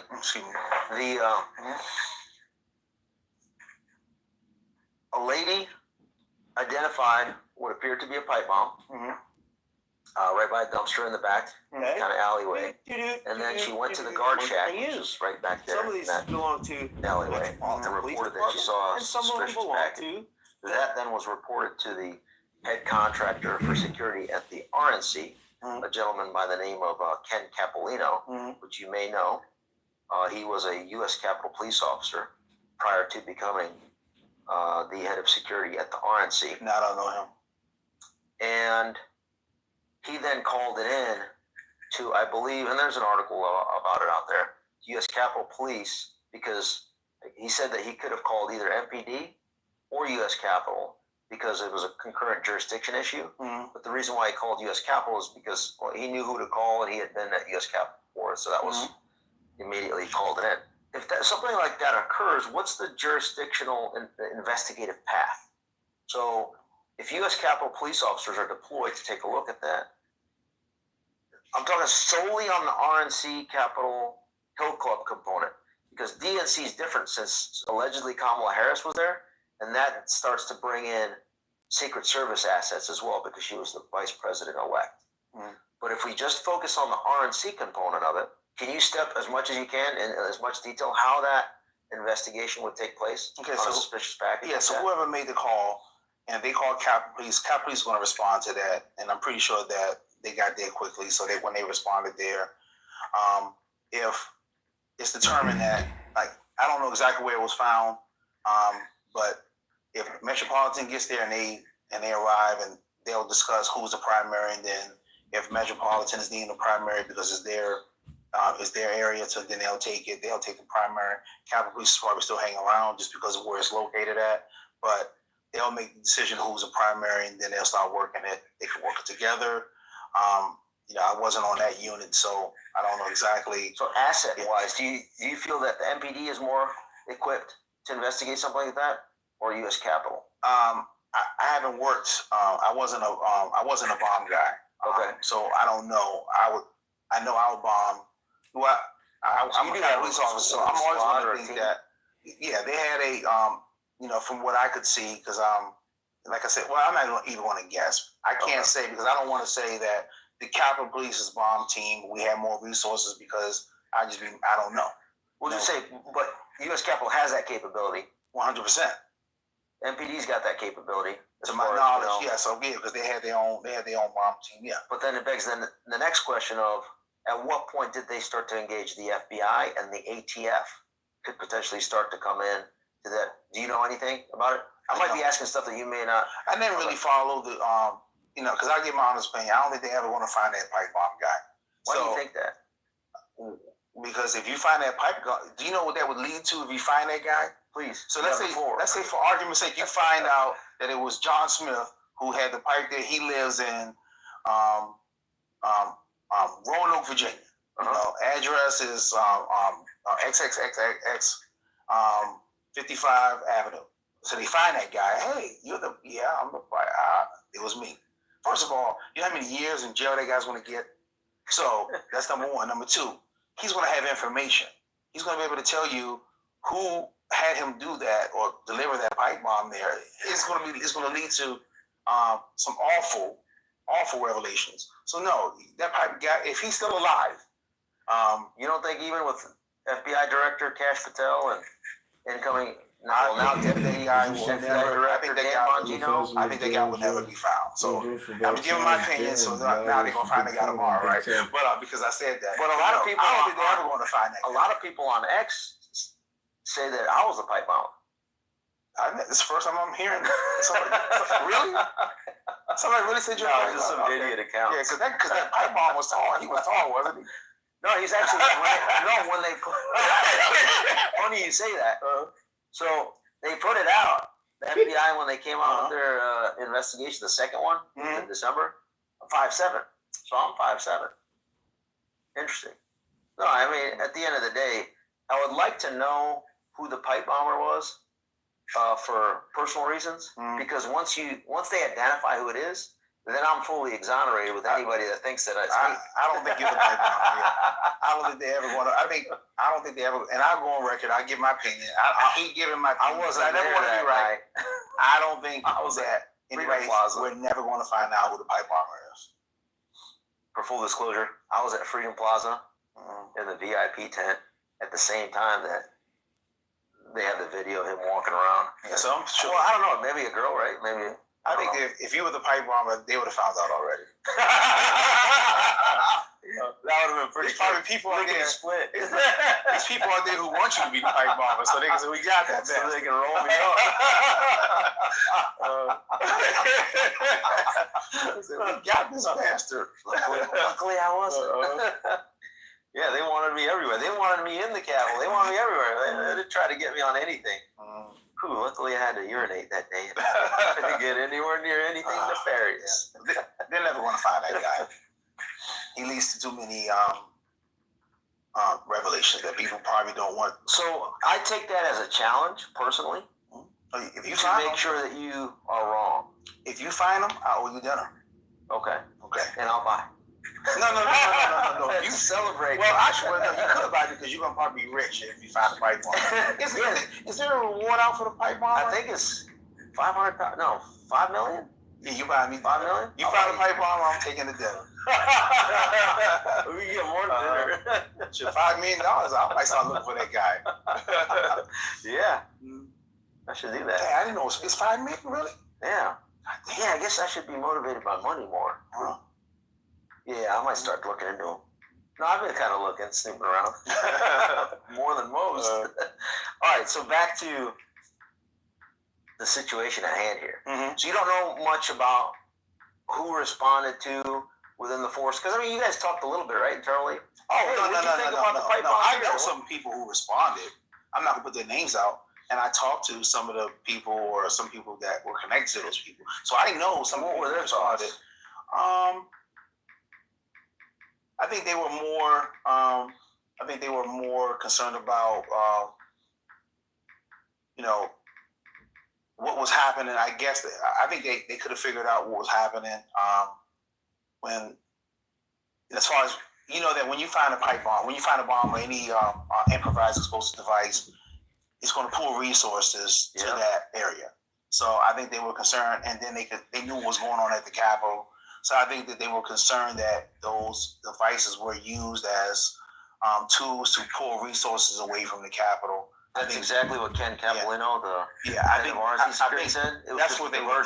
I think that's what they were feeling. That's what they were thinking. So I did. Was there quite a bit of resources that were deployed? Yeah. You're not going to send 2 officers for a bomb, you're going to send a bunch of people to each one. And so, what impact do you think that had? Oh, we had less people at the Capitol. I don't think it would have made that much of a difference anyway for the resources they pulled, because I was there that day and there was way more people than we could have handled there anyway. So, just losing losing more people didn't help us, but but I think that was the intended purpose of to pull resources away from the Capitol. I believe that then 4 years ago. I believe that now. And that made the Capitol more vulnerable, susceptible for. I think the Capitol was vulnerable when you had two high-ranking commanders who withheld intel from Chief Stephen's son. That made it impossible to give the Capitol protection that it needed on that day. Who were the two? Well, we know that one was I knew early on Yogananda Pittman had intel that what was going to basically occur that day. And then I found out later that Sean Gallagher had the same information, and neither one of them disclosed that information to Chief Stephen's son when he was trying to articulate the need for the National Guard to Paul Irving, who was the House Sergeant at Arms, and then Michael Stenger, who was the Senate Sergeant at Arms. And they both told him he couldn't articulate the need of the National Guard being there because the evidence or the intelligence that he had didn't support the National Guard needing to be on Capitol Hill. So Pittman and Gallagher had it the entire time. And Pittman was she was the assistant chief of the Protective Services Bureau at that time, and Sean Gallagher was her deputy. They had the information that got filtered to them, and they were supposed to give it to, at the very least, Stephen's son, and they should have given it also to Chad Thomas, who was the chief of the Operations Bureau, and they never made it to him. All right, there's some names that I think at this point, if anybody's been following your work, everyone knows who Yogananda Pittman is. I think everybody knows who Yogananda Pittman is. I think they got it seared in their brain. Yeah. Sean Gallagher. Sean Gallagher, they're starting to learn a little bit more about. And then Chad Thomas, that's somebody, that's a name that doesn't really come up too often. But let's just kind of think this through, hypothetically. The intel comes out. Mm-hmm. What does Chad Thomas, the head of Operations Division, do with that intel? Should he have it? When he looks at that information, he's going to look at that information and say, wow, this is going to happen. So he's going to talk to Chief Stephen's son, and they're going to say, well, do we have enough protection here? Should we cancel days off for officers? Do we need to bring in more officers? Do we need the National Guard? You're going to look at that intel to see if a lot of enough resources to protect the Capitol, because the Operations Bureau guy, his job is to protect the Capitol. That's his job. That's with the chief, of course. The Protective Services Bureau lets the Operations Bureau guy know that this is what you need to protect the Capitol from. And then the operations guy says, okay, and this is how I want to do it. So he's going to establish a plan. He's going to create the plan to protect the Capitol. And had they had the intel leading up to January 6th that was in possession of Yogananda Pittman and Sean Gallagher, they would have altered their plan to have more people there. They would have altered their plan to, they would have been able to articulate the need. Yes. To Paul Irving and to Senate, to the, who was the House Sergeant at Arms, and Michael Stenger, who was the Senate Sergeant at Arms, they could have articulated the need to have the actual National Guard on site. So they would have had what they needed. Perfect explanation. So using military terminology that I'm familiar with, at the operational level, if you will, / tactical level, you could have, Chad Thomas could have said, all right, this intel now justifies me calling in more people to get them off of the COVID telework, right? Mm-hmm. Yes. Up to the Capitol. Correct. Without any approval up the chain of command, because that's well within his authority to do so, right? The officers that are employed by the Capitol Police. That are by the Capitol Police internally. That's what I'm talking about. Internally, okay. That's correct. That would have created additional support for protecting and defending the Capitol from any potential demonstrations getting out of hand, right? Correct. With that intel. And then secondarily, and you said this, I'm just kind of reiterating it. Secondarily, at the strategic level, meaning externally, interagency, etc., that intel report would have then allowed Chief Son to then present to the sergeants at arms for a seventh time, I don't know how many times, to say, hey, we got this now. I'm going to need additional support, even with what Chad Thomas is bringing in with U.S. Capitol Police officers that we have internally. We're going to need external executive branch assets to augment our current capability due to the number of individuals and the threat reporting that we're getting in. That is correct. And I even heard DC National Guard. Yes, and you may know more about this than You may know more about this than I do, but I heard later on that President Trump at the time he was going to give 10,000 National Guard members to the Capitol Police so we can have that. Yeah, that's coming from President Trump. That's coming from Kash Patel, who was the chief of staff for the former acting Secretary of Defense, Chris Miller. That's coming from Chris Miller himself in public testimony. I've spoken, right? I've spoken with Chris Miller about this. So, what has occurred to those two officers, Pittman and Gallagher, for failing to provide that intelligence to Chad Thomas and Chief Son? They were promoted after their failures. I mean, simply, would you call it a failure, or was it something worse? It was a failure, but it was an intentional failure in my position, in my opinion. I think it was absolutely a failure because they failed to give Chief Son the intelligence. Now, anybody can make their own decision if it was an accidental failure or if it was an intentional failure. How would we find out? How would you, if you were running an investigation to determine culpability, how would you identify intent, that it was an intentional failure?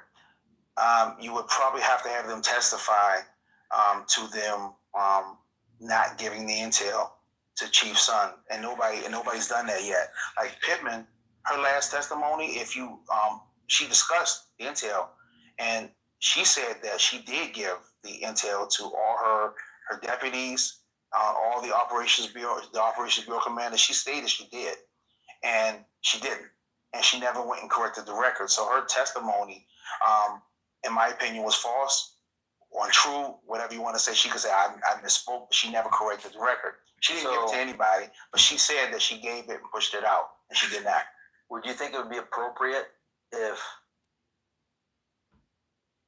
I'm trying to think of which committee, or maybe the Speaker, would the Speaker of the House or the Senate Majority Leader and or both then draft up a criminal referral for that perjury and send it over to the U.S. Attorney's Office in the District of Columbia? I think that should happen. Then it would sound something like Mike Johnson, Speaker of the House, in a joint criminal referral with the Senate Majority Leader John Thune, sending over that the perjury occurred in the House or the Senate with the testimony. I think that was a House.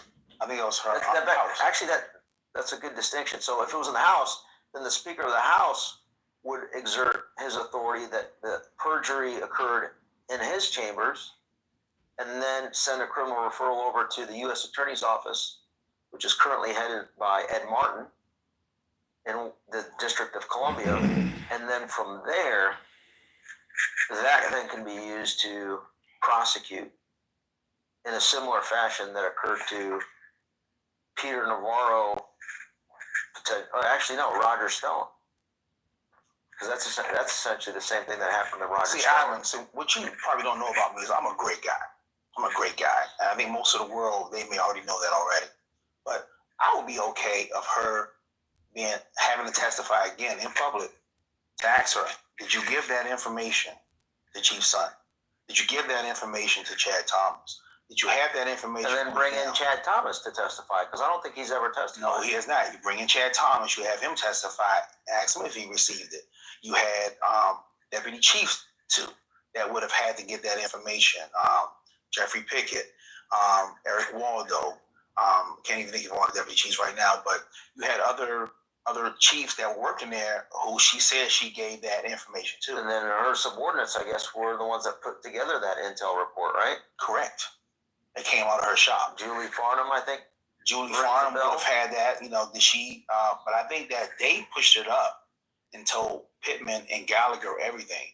And then nothing leaves that bureau unless Pittman approves it. Like, they can't just start sending stuff out. So, like, the intel people knew what happened, right? So, and they pushed it up. They can't just start sending the chief emails directly. Right, because it has to go through so that makes sense. Pittman and Gallagher are going to get it. Pittman can make the argument that I would have had Gallagher do it. Gallagher could have said Pittman, but it would have been one of those two. So nothing would have left the Protective Service Bureau out of the intel section without one of those two approvals from one of those two people. It would have to be either Pittman or Sean Gallagher. So those two were promoted after January 6th. So Pittman became the acting police chief after Chief Stevenson was told to resign. He became acting chief, and then Gallagher was assistant. Okay. He was acting assistant chief. What happened to those that did not receive the intel? Son was immediately fired, and apparently I heard that. Now this is what I heard. I heard that Chad Thomas came into the building one day, and he was driving his car, parked. He was coming in, and they had some people, officers, meet him at the door, and they took his badge, and because he had a department vehicle, and they drove him home. So basically, they fired him. And then when he came to retire, right, because he had over 25 years, right, Capitol Police said, no, you're not retiring. He was like, what? I can retire. And the Capitol Police says, well, you can retire, but we don't have to process it, because to retire from a federal agency, even if you meet all the requirements, the federal agency that you work for, they have to process it. So Chad Thomas was under that age. So if you're 50 years old, anything under 57, your agency has to process your retirement. And the Capitol Police said, we're not going to process it. What are you going to do? You can't go to OPM. Say the Capitol Police is not going to process it. They're not going to process names? it. Huh? Of who said that? It would be, as far as who said that they wouldn't process it. Chad Thomas. I heard it was the general counsel for the Capitol Police, and his name is Tad DeBias. So I heard Thomas Aquinas DeBias. That's how you. That's DIBIASE. Yeah, I called him Tad. So I heard it was. He goes by Tad. Yeah, he goes by Tad. So I heard it was him, and he broke it down to Chad Thomas. That hey, listen, is this the first time you're saying this publicly? Yeah. I think this is the first time I said this publicly. I don't remember saying it before, but I'm saying Take it now. note, folks that are listening. So I was told, say that again. So, and I'll say it again. So Tad Thomas, I'm hearing Tad DeBias broke it down and said, listen, we're not going to. I said I wasn't in the room, so I can only go by what I heard. So, but a very credible source told you this. Pretty damn credible. Yeah. So, and it was not Chad Thomas. So if Chad Thomas was forced to sign the NDA, he did not break it, because I have not had any conversation with Chad Thomas. So anyway, so getting back to I interrupted. Say that part again. NDA what? I said if Chad Thomas, and I heard that he was forced to sign the NDA, but let me get to that part, so I'm skipping over a little bit. So this is what I'm hearing. So after Tad DeBias broke it down to him, said, listen, we're not going to process your retirement. And then Chad Thomas was like, I met my requirement. I did my 25 years. I had my 20. I got everything. So you have to process my retirement. And they was like, we don't. How are you going to make us process it? Because this is the thing. Now, you can have your OPM do it, right? But they won't even talk to you until you're 57. Right. So then you get nothing until for those years that you got to wait. You got to wait. So your agency has to process it, right? And so what I'm hearing, Tad said, no, we're not going to process your retirement, right? So then Chad was trying to make the argument, you have to do it. And then he says, oh, I can sue. And then he says, you can sue, and you'll probably win. But you're going to have to spend about $200,000 to do it, and it may take you years. Or you can sign this NDA, and you won't speak about the events of January 6th, and then we'll go ahead and process your retirement. And I heard he folded, he signed that NDA, so he can't speak about the events of January 6th unless he's subpoenaed. As per Tad DeBias. That's what I heard. It was Tad DeBias who led this. To recap this segment of the interview, the two individuals that committed at a minimum an intelligence failure, possibly an intentional intelligence failure, deliberate, promoted. Those two that should have received the intel to then act on it to protect the Capitol, they were administratively weaponized against by those same people that threw them under the bus. You could call it that, or you could call it that they were screwed. Yeah. I like the latter. And the other people that were in the operations division, if you will, was you. But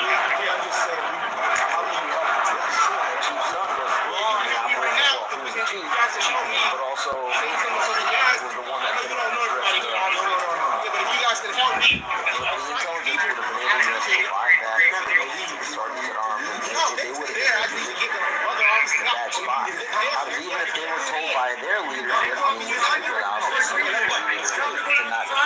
Capitol, they would have been in a very precarious or kind of difficult position to defend when the Chief of Capitol Police is saying, hey, I got this, so if you refuse external support, you're now going to be on the hook.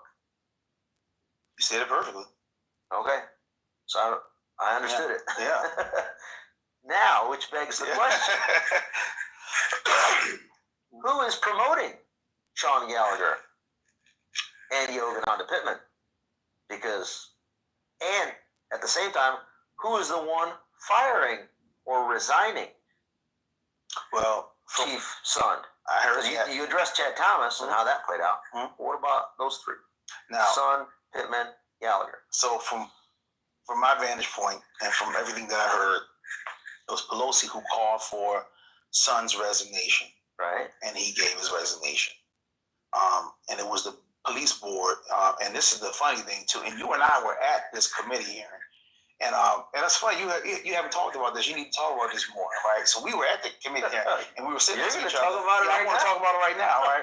So when we were there, this is 2023, I think it was. Anyway, so we were at the committee hearing, right? And then they announced that it was Paul Irving who signed off on Yogananda Pittman to be chief of the Capitol Police, acting chief of the Capitol Police, and he signed that January the 8th, right? But he gave his resignation as a sergeant at arms on January the 7th.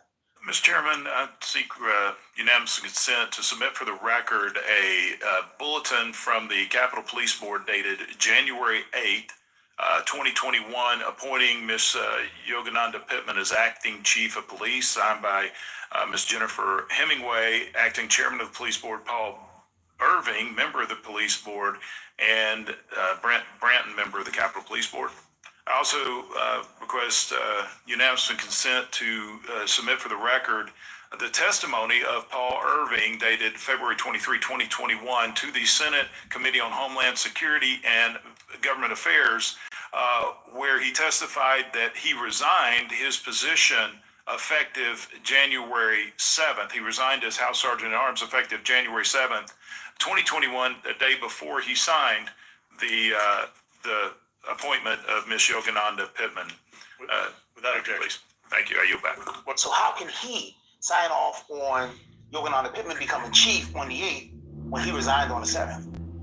It's a totally illegitimate maneuver. And everything that... Just like the 2020 election was. And everything that... I'm not touching that either. So, and everything that Yogananda Pittman, any NDA she forced anybody to sign should be null and void. Because technically she wasn't chief. So wait, you said any NDA that she forced other people to sign? NDA she forced any officer. Well, we haven't talked about her having people do NDAs. You talked about how Tad DeBias, you heard, forced the NDA upon Mr. Chad Thomas. That's what I heard. Well, you're saying Yogananda Pittman also did that style of coercion? I think if Chad, because when Chad Thomas signed the NDA, it was after January the 8th. So that was under Yogananda Pittman's, she was the chief at the time. It was Yogi Pittman along with Tad Tobias. It would have been Pittman. Yogi and Tad working together. It would have been, yes. Pittman was in charge. Pittman didn't even have to be in the room. It could have just been Tad, but Pittman. So Tad Tobias, the General Counsel of the U.S. Capitol Police. The General Counsel of the U.S. Capitol Police, meaning the senior lawyer at the department, known as the U.S. Capitol Police lawyer, the one that does all document signing and legal advice, right, on behalf of the department. No, he works for the chief. I'm saying legal advice. Yes. Correct. To the chief. He works for the chief. Department. He works, his boss is the chief of police. Okay. So he can't do anything without the approval of the chief of police. Let's say, for argument's sake, approval or permission, basically, right? Yeah. Yes. Okay. So Pittman had to sign off on that NDA for Chad Thomas. Pittman had to say, yes, this is what we're going to do. It might not have been. Now, if you know Yogananda Pittman, she's not very smart, right? I've heard from other folks. So I'm going to say this out here publicly. So after January 6th, the D.C. National Guard came in. The commander of that D.C. National Guard element was, I don't know if I even told you this. Maybe I have. It was a Maryland National Guard colonel, gentleman that I served with, and I believe we deployed together to Afghanistan. I won't quote him, but I interpret it as such. She has not the highest IQ. And she has a very innate inability to articulate her thoughts and motivate other people to do so, as evidenced by the, I believe, 96% disapproval rating of her, or maybe not, no, it was 92% disapproval rating of her, of a poll that was done by the, was it U.S. Capitol Police Officers Association? Yes, the union. Union? On their confidence in her leadership. 92% of the U.S. Capitol Police officers that were polled had no faith in her leadership. Correct. Or lost faith. I don't know the exact words, but lost faith. Is that? Yeah, you had never told me about that, what somebody had said about her IQ. I never heard that before, so this is the first time, but I'm not shocked because she never struck me. You know how people use the phrase dumber than a box of rocks? Yeah. I mean, she can speak, so I mean, she's a functioning human. Yeah. But in terms of... And they're functioning alcoholics out there too. But right. And alcoholics. To me, what really frames my understanding of her professionalism is when 92% of those who lead view you incompetent buffoon. That's very telling. I think that the officers were mad, because some of the people who got raided in that didn't deserve that, because the officers went on that all of those high-ranking commanders had the intel, but Pittman never corrected the record and say some of the people who got bad ratings on that review they actually didn't have the intel. They said I rated poorly too. Like I can't remember the names on there. I know some of them, so I won't go into the names, but some of them did not have the intel, but they can't go out and say, hey, I never had the intel, because you're not going to go out there and say Yogananda Pittman didn't tell you the whole story, because you're going to be in Alaska hugging Eskimos and that's going to be your job. You're going to be in Alaska hugging Eskimos and and building igloos. So you're not going to talk about Yogananda Pittman in public. So you had to just suck it up. All right, so we've been talking to quite a few names. In preparation for our interview, I went through a list of names that I wanted to address during the interview. We've actually covered quite a few of them. We've addressed Stephen Son, Yogananda Pittman, Chad Thomas, J.J. Pickett. You mentioned him. What's his full first name you mentioned? Jeffrey Pickett. Jeffrey Pickett. What role did he play and what position was he in? He was in January 6th. He was the chief over in training, so he wasn't even none of the January 6th stuff was with him at all. And what about, you said Chuck Gallagher, Ted Tobias. Another name that has crossed my path, and while I've been investigating and researching January 6th is a lady by the name of Dania Newell. Dania Newell. Yeah, I have a lot of feelings about Dania Newell. You have what? Yes, I have a lot of feelings about Dania Newell. And yeah, I talked about her. Why not? Because she is refusing to let me see her. Have you attempted to get your children from this couch? Yes. Have you called the police for their assistance? Yes. What happened when the police got involved? That she, in her face, denies them and just tells them no. I just want my kids to be safe. That's all. She has withheld the children as she failed to comply with the order of. But there's reason, sir. Excuse me? There's reason. Okay. Valid reason. Okay, ma'am, you're done. You don't have time to speak at this point. Okay, you've had a chance to testify, you had a chance to do a final argument, so you're done. So, ma'am, unfortunately, you leave me no choice, but the court will sentence you to 30 days in jail with the Calhoun County Sheriff. The court will further remand you to the care of the Calhoun County Sheriff, where you will remain until such time as the children are turned over to the plaintiff and until such time as you have paid the previously ordered attorney fees of $1,000. So, ma'am, you can go with the sheriff, and Are you serious? this matter is concluded. You're free to go. Who's sucking whose dick around here? Oh, No, ma'am, seriously. another 30 days for contempt of court. You're in jail for 60 days now. No, what's going If you want on? to keep going, I can go as long as you want, ma'am.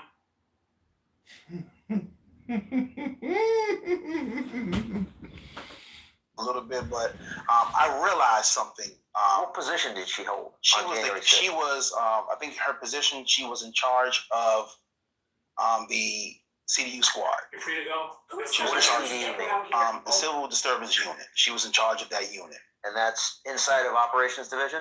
That is under operations, correct. CDU squad, and what is their mission and role and responsibility? If there is a civil disturbance, demonstration, her job is to handle that with her officers under her charge. Okay. Yeah, and to make sure that they have the proper equipment, riot gear, shields, helmets, and everything. She's going to make sure that they have everything that they need. And so she would have been the one responsible in making the decision on, I think it was a day or a couple days prior to January 6th, where everyone was told to switch out their helmet, the riot gear. Is that? I remember vaguely researching something. So, and it's funny because I did this. I think you mentioned. I mentioned that, yeah. So what occurred was, so I get an email from my captain who didn't have anything to do with this, right? So I'm not gonna bring up his name, but he told me I had to start getting the Capital Division officers, so this wouldn't be Dania Newell. We'll talk. I plan on talking about Dania Newell in great at length at some point in time. Let's start now. Yeah. But there's Let's give us a nice quick overview. Well, let me give you like a helmet. So the helmet thing. Okay, so I get the email and we need to get it says better. have officers bring me their helmets, right? So this is not my job, right? I'm in charge of routine operations, and that's what I was going to be doing on that day. I was a lieutenant working day work at that time because the CDC was closed, right? Because of COVID. Right. So I'm like, why are they having me bring their helmets? But my captain told me to do something, so I'm gonna follow orders, right?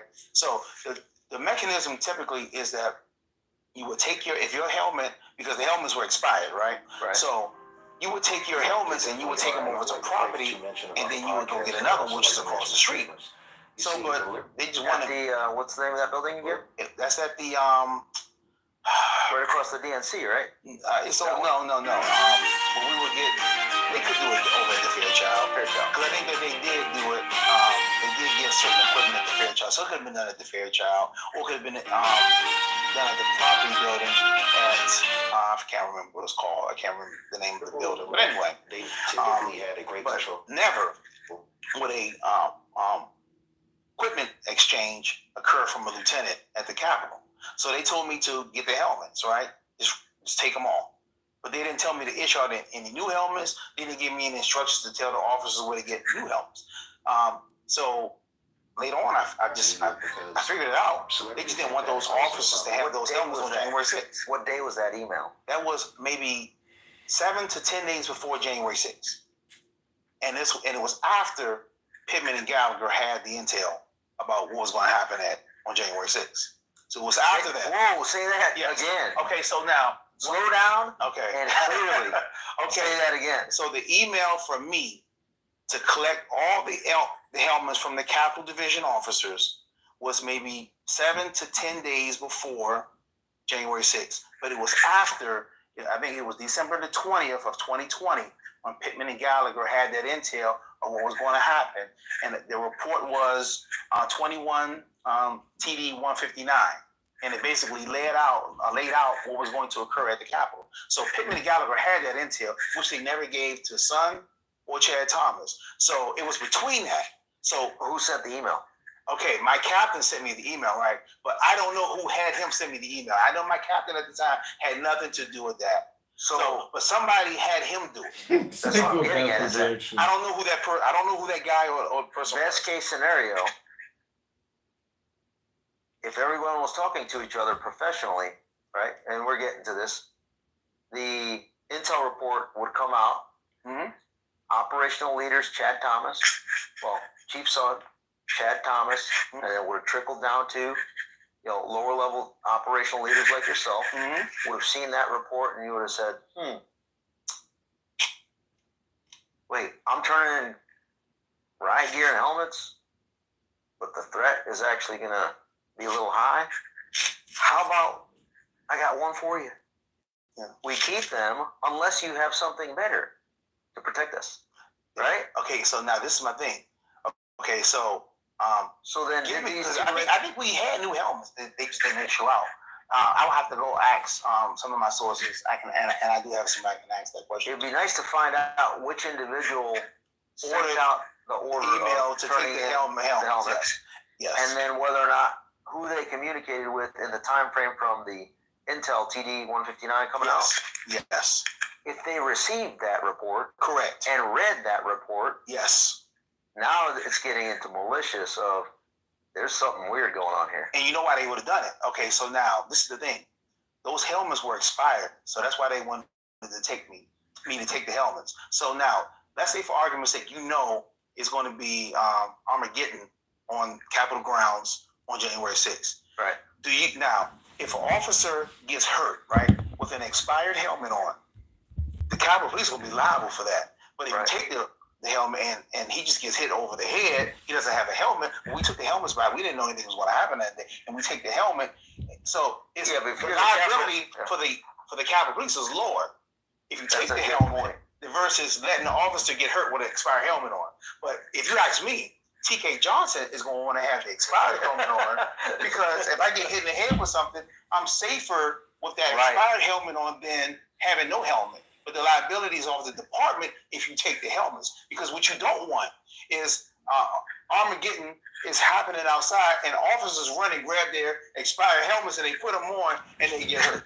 From personal experience, a bald man like myself, if I were to even have a hat, I would prefer to have a hat on than no hat at all. Correct. As I headbutt a corner of a shelf. Yes. Because if my hat is on, it's going to hurt, but it's not going to shred my entire scalp off. Correct. Without my hat, you're going to see a nice laceration throughout the entire scalp. I would much rather have a expired to the tune of 200 years. 100 years. That helmet. Than no helmet at all. That helmet could have been created in 1776. Christopher Columbus could have brought that helmet over on the meaning of the Pennant of Santa Maria. I would have worn that helmet regardless than having no helmet at all. But you can't agree? Yes. But you don't want the officers running back to they hear everything's going on outside and they go to their lockers and they grab an expired helmet and put it on. Yeah. So I think that somebody was looking out for the liability of the department and they didn't care what happened to that officer. You think liability and risk rests with usually the general counsel? They would have to have a little bit of role in the decision making. Would that be a fair statement? Yes. And that his name is? Tad DeBias. Tad DeBias. Well, you said his name. You said his name. So Thomas Aquinas DeBias is his full name. And he does live in Washington, D.C. And that would fall under potentially jurisdiction of U.S. Attorney Ed Martin, if he's listening. I don't know. I don't think he follows me. So, let's go back. So Dania Newell, he still didn't finish about her. You know you want to say something. I do. I got a lot to say. So, but now I'm gonna say a little bit about Dania Newell. But I want to go back to this. So I've been doing this fighting for justice for, I'm in my third year now, right? And I realized what's most effective, right, is to focus. Because when I first came out, I was talking about Dania, I was talking about Pittman, then I was talking about Gallagher, then Manger, then Julie Farm. So I'm all over the place, right? No, we're wrapping it up in a bonnet here. But the thing is, so me doing that, right? So people don't know who to focus on, right? So I was like, my job, right, is to help them focus, right? And the priority right now is the modern day Lex Luthor, and that's Sean Gallagher. That's the focus right now, and I'm not trying to take my focus off of him. Okay. He is and I'm telling you, this guy is the modern day Lex Luthor. This guy can't get arrested. This guy can't be charged. This guy can commit felonies. This guy he stole money. He's committed forgery. There's nothing this guy can do. Let's pause right there. Mm-hmm. And after the break, we'll talk in detail about I love it. Sean Gallagher. I want to talk about Sean Gallagher. Let's do it. All right. All right. Let's do it. All right, we're back with TK Johnson, former, for now, lieutenant. I call him promotable. You're supposed to be promoted by now, right, to captain? I think I would have made captain if I was still there. TK Johnson. For those that don't know how to pronounce, it's pronounced Tarek Johnson. Not Tariq. But he's too polite. It's Tarek. Yeah. So, tell us. Sean Gallagher. Let's roll. So, Sean Gallagher. So, like I said, he is the modern day Lex Luthor. For those that don't know who Lex Luthor is, come on, everybody has to know Lex Luthor. What about your 15-year-old? Everybody's seen Superman before, but I don't know if any 15-year-olds watching this though. I got a son. He's not gonna watch this interview. I promise you. You're just trying to call your son could give a damn about Sean Gallagher. Oh, but guess what? His dad sure wants to know a little bit about Sean Gallagher. Okay, so So just thinking about Sean Gallagher. So Steve Baker, who's an investigative reporter, he works at the Blaze now. Yeah. And he wrote an incredible article now. And I want to get the credit for this because I put him in contact with the people to help them get the information for that article. I figured. Yeah, and I want Sean Gallagher to know it was me. Say that louder. It was me, Sean. But anyway, so they wrote it. So they outlined Sean Gallagher stealing thousands of dollars and committing forgery, and to the point where he even used different color ink pens when he committed his forgery. And he had people also, he was signing off on there so they could get the money as well. So he's committing crimes left and right, federal crimes, right? Felonies. Forgery, and nothing happened to him. So it goes back to what we were saying, hypothetically, that if the head of dignitary protection, wasn't he Sean Gallagher? He was a captain there at the time. So Sean Gallagher, what years headed up dignitary protection? He was a captain. So now this is the funny part. So how this comes full circle. Oh yeah. So conversation. So I think he was stealing the money from 2013 to 2015. I think that's the time period he was stealing the money. So he found out around 2015, right? Who's they? So it was a lady. Her name, she was a sergeant. Her name was Rhoda Henderson, and I can say her name because she didn't care about going on record, right? She found it, outlined it, and she retired first because you don't report Sean Gallagher and still think you're going to work there, right? So she waited, filed her retirement papers, right? And then after she filed her retirement papers, then she went and turned everything in. I think she sent it to the U.S. Attorney's Office. I don't know. I know she gave it to 2015. By 2015. So I will have to go back. Or I have to call her and ask her. Okay. I don't know who she gave it to, but anyway, the Capitol Police was aware of it. Now they got to investigate now. So now who would be doing the investigation? He was a captain at the time. So it was.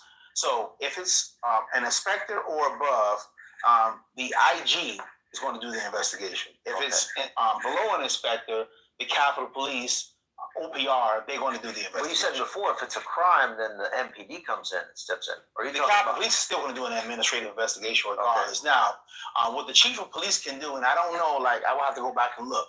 The chief of police can say, they can contact the U.S. Attorney's Office, and I think it's called a declination of non-prosecution. They can do that. So they say, listen, we know what this person did was a crime, right? Make a declination of, I think that's what it's called. Declination of prosecution? Yes. And they said that we can do that and say, listen, we know what he did was a crime, but we want to take care of it and we don't want him prosecuted.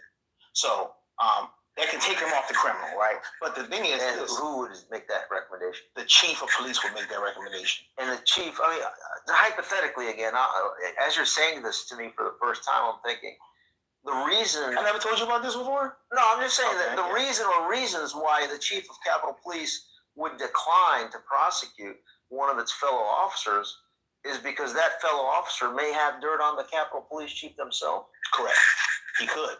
Especially in the unit that Sean Gallagher was a captain of. Yeah, Sean Gallagher. Dignitary protection. He was a captain. He was Mike. I was there with him. He was my captain. So he would know... So as the captain, if you're running that division, right? Mm-hmm. What access to information do you have? Just like everything. Give me some categories of everything. If anything happens with any member of Congress, when he could be away, he could be in town, and the DPD agent is going to let Sean. He knows everything about all 9 of those. He knows everything about everybody and their families, and all their dirt. He knows. And so he's got blackmail. Sean Gallagher would have all the information, and the chief of police would know it. So that makes him, what I've heard people say, is untouchable? He's untouchable, yeah. Sean Gallagher is untouchable. I take that as a challenge. You can take it as a challenge all you want. Sean Gallagher is the... After we finish, okay. So now... Okay, before we started this interview, Sean Gallagher was untouchable. After we finish this interview, Sean Gallagher is still going to be untouchable. And me. Challenge accepted. Now, I will tell you this. I'm fighting it, and I'm battling Sean Gallagher right now. But I'm not trying to get, like... And if you look at my tweets for the last couple of years, right? And I say specifically, I am not looking for accountability because that's not my decision. It's not for me to administer any accountability to anybody. I'm looking for justice.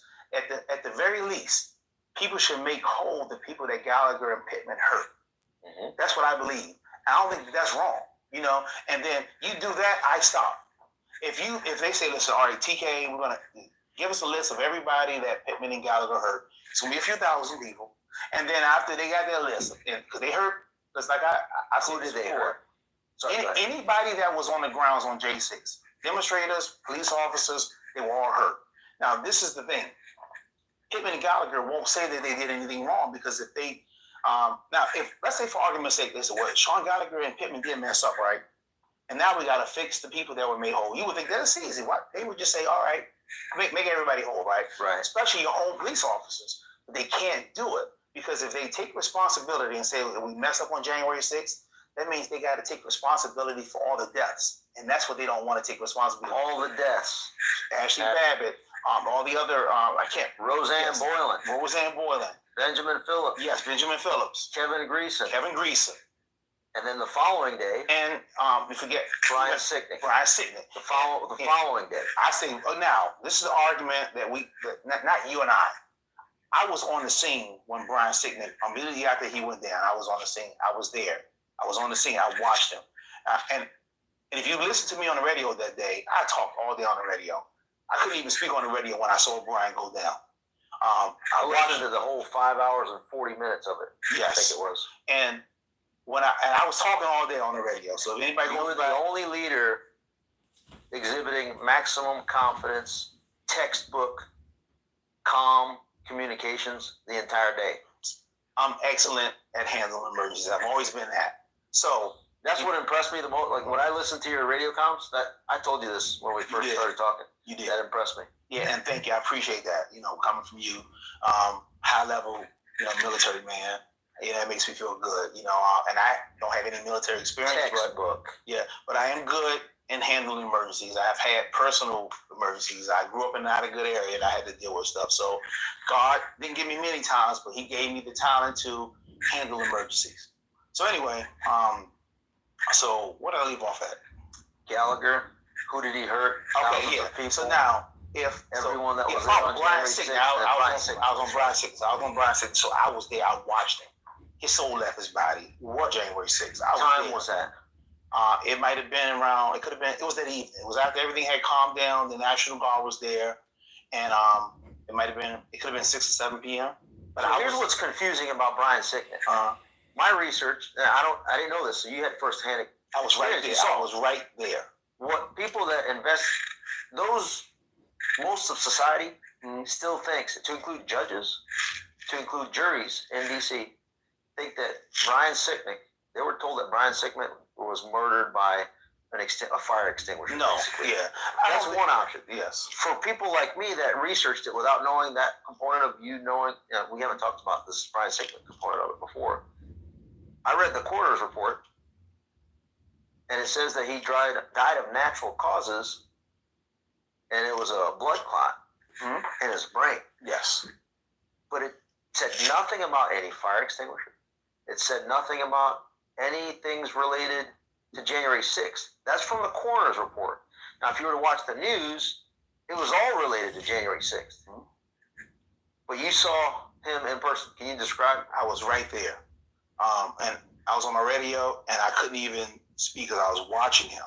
He was gone on the 6th, no question about that. And I don't believe he was murdered by a demonstrator. The coroner already ruled that out, so he was not murdered by any. I think what happened to Brian Sicknick died. I think, the stress of that day affected him, but I believe that the persons responsible for that were Pittman and Gallagher. And that's what they don't want out. So I think step us through. Like I follow your logic behind that. Step us in detail through for somebody that's just hearing for the first time. How do you connect you seeing him being checked out and describe what that means to you, being checked out, to then stepping it to putting blame to Pittman and Gallagher, who that day were. Pittman was the Protective Services Bureau. Yeah, she was in Bureau charge of, yes. Chief, Assistant Captain Police, and then the deputy was Sean Gallagher. The deputy was Yes, Sean Gallagher. Step us through that. They had the intel. Had they given the information to Chief Son and Chad Thomas, Chief Son was running around trying to get National Guard days before January 6th. So had he had the intel, right? Let's say for argument's sake, right? Because Pittman tried to, when she did her interview, right? Her testimony, she tried to downplay the intelligence, right? She can't, because she says that our posture would not have changed even if if they had the intelligence. Is what she said. I don't know if you remember this. You should go back and look. Okay, so my question to her would be, how would you know? You're not operations. Right. Your job is so you can read the minds of Son and Chad Thomas. So exactly. Yeah. So she had to say that. She had to dumb down the importance of the intelligence, because if you raise the importance of the intelligence, now it's her fault. Well, she can testify to whatever about those individuals that were just fired by her, because they don't have the ability to respond because one's under an NDA, right? Chad Thomas. But throw that out the window. Yeah. I want you to follow me on this part. Really follow me on this part. She has to dumb down the importance of the intelligence, because she knows she didn't give it to anybody, right? So she could say, if we did have it, or if we didn't have, if they had the intelligence, it wouldn't have changed their posture. That you throw that out of the window. You minimize its importance completely. Because let's say it finds out later, then she could say, well, I already told you it wouldn't have changed our posture. She can't say that because, number one, she wasn't in operations. She's a Protective Services Bureau. She has very little. I don't know if Pittman had any operational field experience. So how can you say that it wouldn't have changed the posture of operations when you're the Protective Service Bureau commander? You can't say it. That's number one. Number two. She does now, because she's over at Berkeley, and she saw what happened over there. She's doing a great job over there at Berkeley, right? Yeah. So anyway, so stay with me on this one. Stay with me, because I don't want the audience to get distracted. Okay, so now, number two, this is the big one. Stephen's son was trying to get National Guard support, right? So let's say the intelligence is all bullshit. It's still something he can use, because he's trying to say, listen, I want the National Guard here. Now I got this report saying what's going to happen on January 6th. Now they got to look at the intelligence and say, well, we're still not going to give it to you. And then if something happens, now they're on the hook. So Pittman and Gallagher just don't give it to him so he can go ahead and use that. Because if you give him that, you give some more leverage to articulate the need of the National Guard. So you don't want to give him that. You saw him trying to get National Guard support. And that's what leads to my theory that I've been explaining, is that it was intentional. Yes, it was intentional. So that January 6th could play out exactly how it played out. Yes. And all of us didn't know that at the time. Mm-hmm. But hindsight, looking and researching, that theory, there's more and more evidence to support that theory. Yes. And this is the thing. Somebody can make the argument. But we need their communications. Yes. We need their emails. You need everything. We need the NDAs. Yes. We need everything.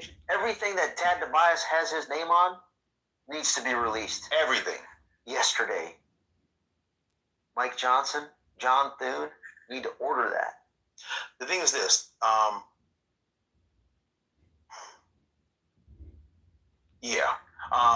So how I got possible. Now, this okay. My goal, like I said, and I'll say it again. I'm not trying to embarrass any Congress members. I'm not looking for any accountability. Let's just say, do you know stuff about members of Congress, generally speaking, that would be very embarrassing to them? I didn't work. I worked for me particularly. I don't know. I know. Do you know of people telling you stuff when they worked? I don't. Yeah. A shift. Yes. On dignity. Yes, I do know that. Firsthand, no, because I wasn't. But from them, people that you know and trust, like, hey, yeah, TK, man. Yes. Bro, this one time, I was traveling so and so. I do. This person, this member of Congress, this whatever. I do. Man. Yes, I do. Something and like I know people. Yes, I do know people who told more me than once. Yeah.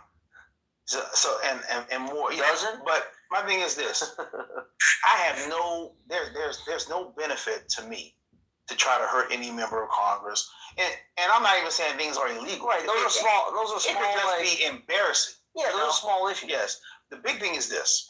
Like I said, and I'll say it again. I'm not fighting for accountability. I think that the people, you were hurt, I was hurt. The January 6th whistleblowers who haven't spoken out, they were hurt. I think people need to be fixed. That's what I'm fighting for. You fix this, you fix the people that were hurt, I go away. If you don't want to fix it, then I'm going to keep speaking out. That's just my position. That's what I'm going to do. I could care less. My job is not accountability. I want that. I want what you want. You want accountability. With a little bit of cherry on top. You want accountability. And everybody's different. I'm not saying that you're wrong. With the letter R. Yeah. And retribution. I know. Yeah. Secretary of Retribution. I know who you are. Yeah. But like I said, for me, I'm not that because when it comes to retribution, accountability, whatever it is, I just want punishment for wrongs committed. So let me just okay. Listen, let me break this down to you. Punishment. I want to see if you can follow this. And I know you're intelligent, so you can, right? In addition to restoring those that were injured. When corruption is at a level 4, right? Who do you go to for accountability and justice? You go to the 5, right? Yeah. Because he can administer it. Let's say corruption is at a level, and it's on a scale of 1 to 10, right? Let's say the corruption is on a scale of 1 to 10. The corruption is at a level 7. Who do you go for? Yeah, you go to number 8. Yeah. On a scale of 1 to 10, right? Yeah. If the corruption is at a level 10 and there's no 11, who do you go to for justice and accountability? The people. No one. And that's the issue we have here. Right. Well, no, I get it. And the answer is no one. The answer is no one. So now, but I refuse to say something cannot be done. No. Something can be done. So, and this is where I'm going. This is what most people are going to agree with you and do nothing about it. No. That's why you're pushing. I'm not saying I have to do anything for it. That motivates me even more. But let me take on your challenges on Sean Gallagher. Yes. Yeah. But so now this is what I'm trying to do, right? Okay. So this is motivating me 11-fold. The corruption. You got a 10. The corruption. I want to mobilize the 11. This is what I'm trying to explain to people. The corruption at the level of Sean Gallagher. He's a 10. It's a 10. So there's no 11 to go to. So what you can do, and it's not weak of me, right? So people can say, because I'm not a weak man. If you follow me for the last 2.5 years, you can say I'm not a weak man, right? But I'm also a smart man too, right? And I know that you could probably appeal to a Sean Gallagher, because you do have to appeal to a Sean Gallagher. It is what it is, right? So you can say, hey, listen, if you don't, nobody's going to try to, I'm not necessarily trying to hold you accountable, but you did do something wrong and you know it. You can start to figure out a way to fix it. So I contacted the Capitol Police recently and I said, listen, so now I don't know if you read that tweet that I sent yesterday, right? I sent the big tweet out yesterday, right? I haven't read it yet. So you should, I'll forward it to you, right? I sent it out, right? And I called, I'm not going to say who I contacted, right? But I got a friend within the Capitol Police, and I contacted that friend, and I asked him to contact another person within the Capitol Police to deliver a message that would ultimately land with Sean Gallagher, right? And that said, listen, that most of the damage that occurred from the whistleblowers, right, were as a direct result of Manger. So we can bury the hatchet, right? So, and I said that basically Gallagher has 48 hours to respond, right? So this is me talking to them, so we figured out the date, and he said, so the guy I'm talking to tells me, he says, give him a third day. I said, I'll give a third day. Gallagher's response to me was effectively, go fuck yourself. Because he believes Elon Musk. You hear that? So he has, and this is the thing, right? The answer is this: he's at a level 10. Mm-hmm. So my goal was to appeal to see if he would say, "Listen, all right, we already know that I've done some stuff here, but let me see if I can fix the people that were hurt." Now, if you fix the whistleblowers that were hurt, right, then you can begin to fix some of because of the information, they got hurt because they went to. I don't know if you know about all this, but let me go ahead and tell you. I know this interview is going way longer than we thought, but you guys need to hear this. Mm-hmm. So I got all day.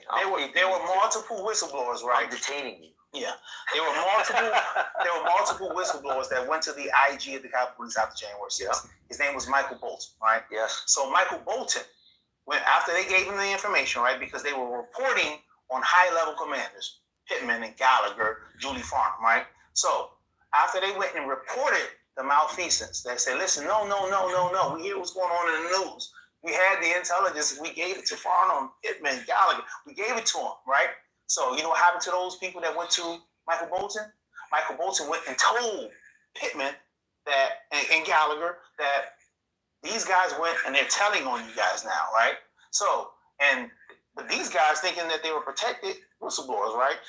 And then Michael Bolton goes basically and says that you never asked for anonymity.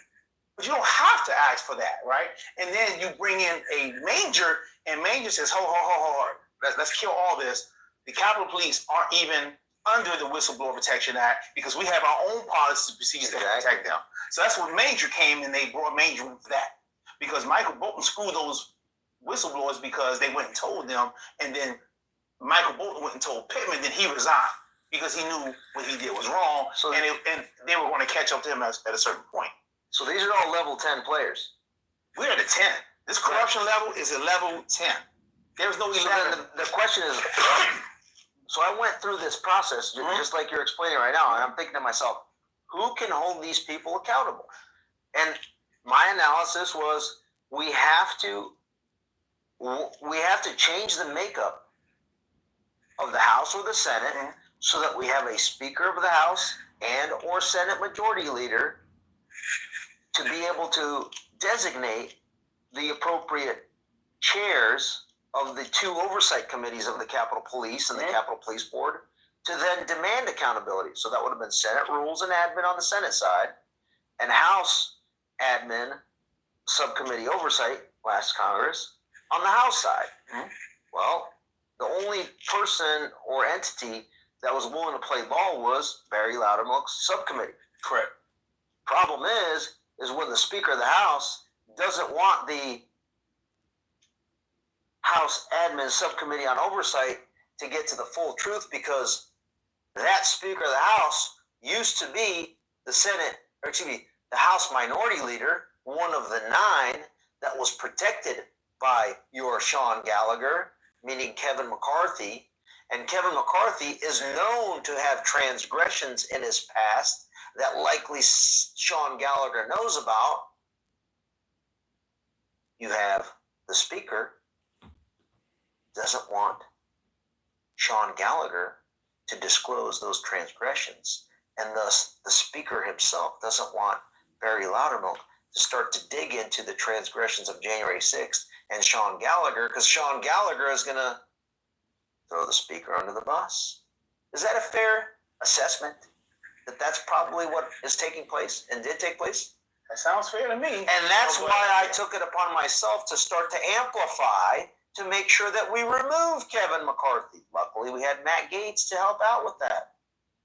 And then put a Speaker of the House that potentially isn't leveraged by transgressions when he was a leadership position. Luckily, in that case, that's why they first wanted Steve Scalise, right? Dual leverage off of each other, right? Did you forget something though? And then we got to Mike Johnson. No, I'm still getting there. And then, but the problem is that, go ahead. I don't want to go too far. I don't want you to forget. So, what am I forgetting? You're forgetting that there are other members of Congress, so it cannot just be just one. And it doesn't necessarily have to be criminal. People don't want certain things out, period. I can tell you this. I was in the car, right? I'm going to tell you a story. Should I tell the story? I'm going to tell the story, right? All right, so you remember, lay it out there. You remember speaking, without getting into specifics, right? So I'm riding in the vehicle, right? And I heard something. And I was riding with them, and I'm like, wow, right? You know, so not illegal, you know, but I heard it, and I was like, wow, you know, but, you know, I'm doing my job. I'm not going to, you know, because now I'm riding in the car. So obviously I would have heard, like, I'm not going to go and disclose things that I heard, right? But I can say that I heard things, you know, and I didn't hear it to the level of Dennis Hassel, but I heard, and I was like, wow. You know, so come on. So other people. So wow, I was only agent for 2 years because I got promoted quickly to sergeant. Right, I made sergeant on the first time I took it. So I wish I would have was an officer long because I could have done different things within the agency.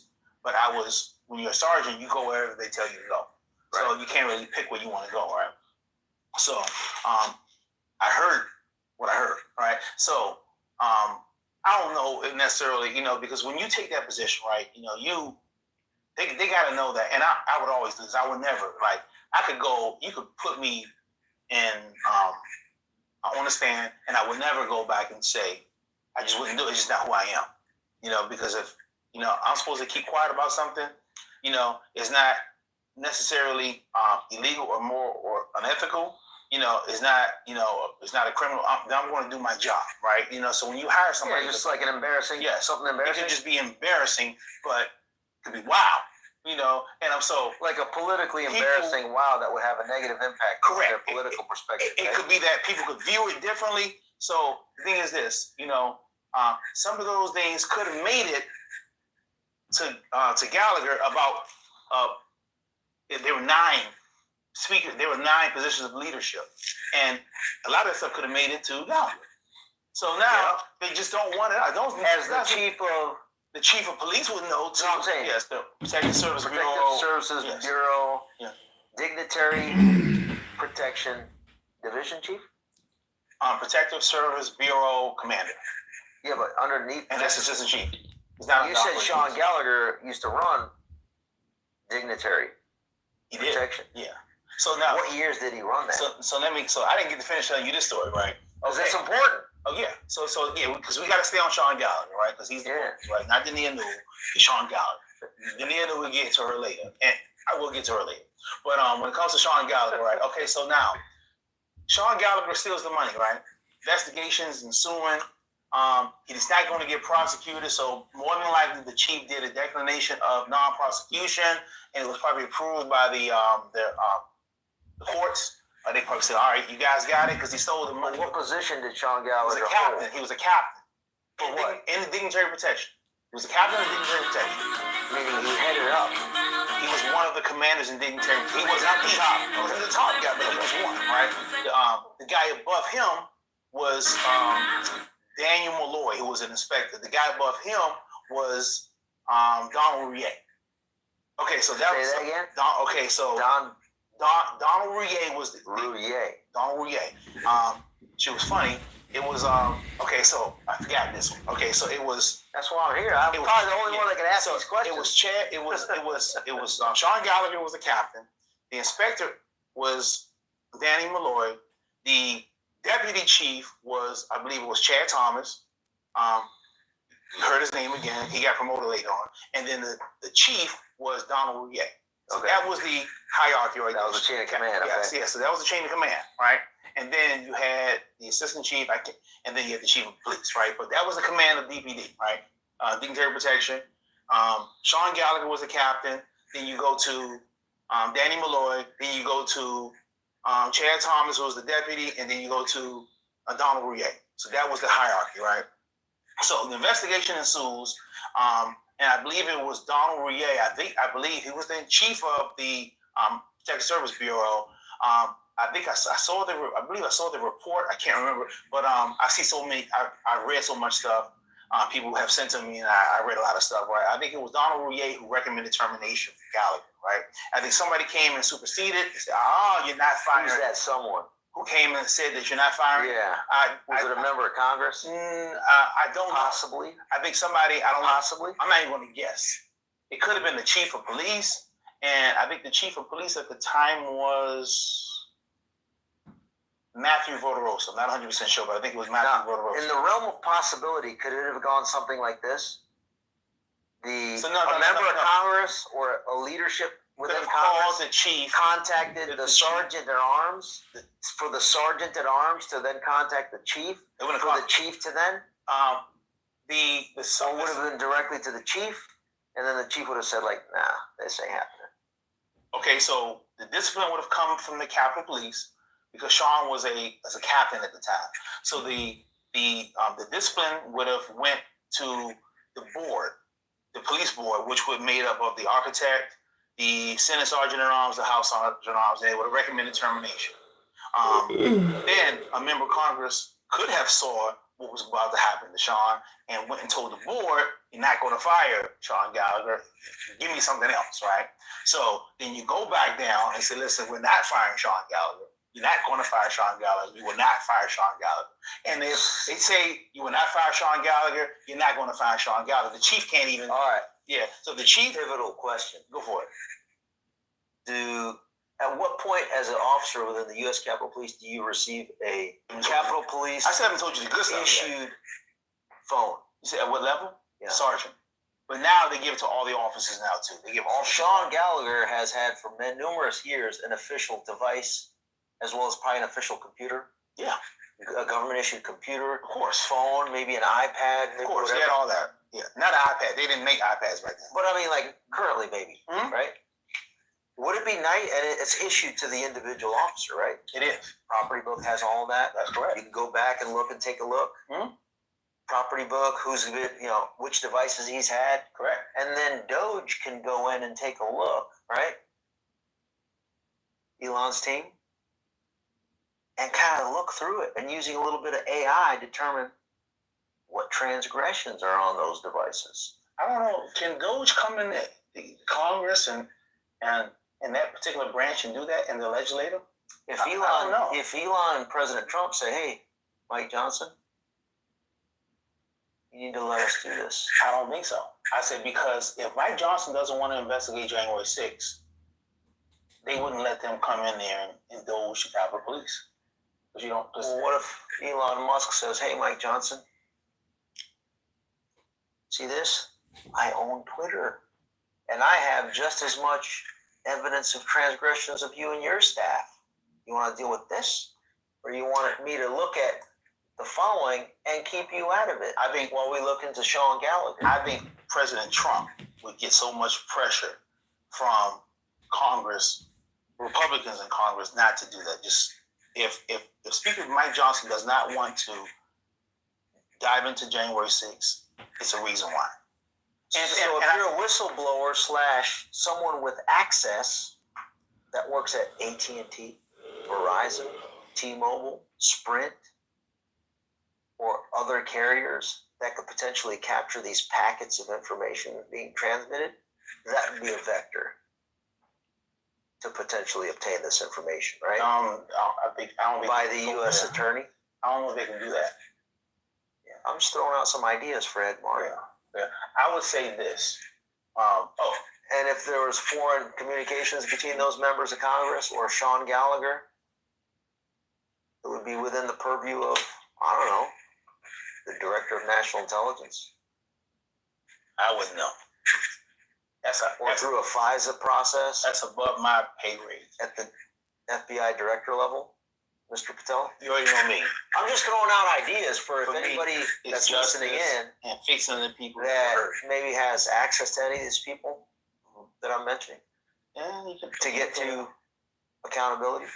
I'm not looking for accountability. I'm looking for justice. All right, I'm making some noises here for my side. You fix the aggrieved people of January 6th to include both sides of this, demonstrators, because Ashley Babbitt, at some point, she's about to be made. Their family, she can't be made. She's gone. But I think that Judicial Watch, they're going to. I think at some point they're going to settle. The Cowboys are going to settle, and they're going to pay Ashley Babbitt. But Ashley Babbitt was not the only person that grieved on January 6th. Everybody that died, officers were hurt on January 6th. Demonstrators were hurt on them.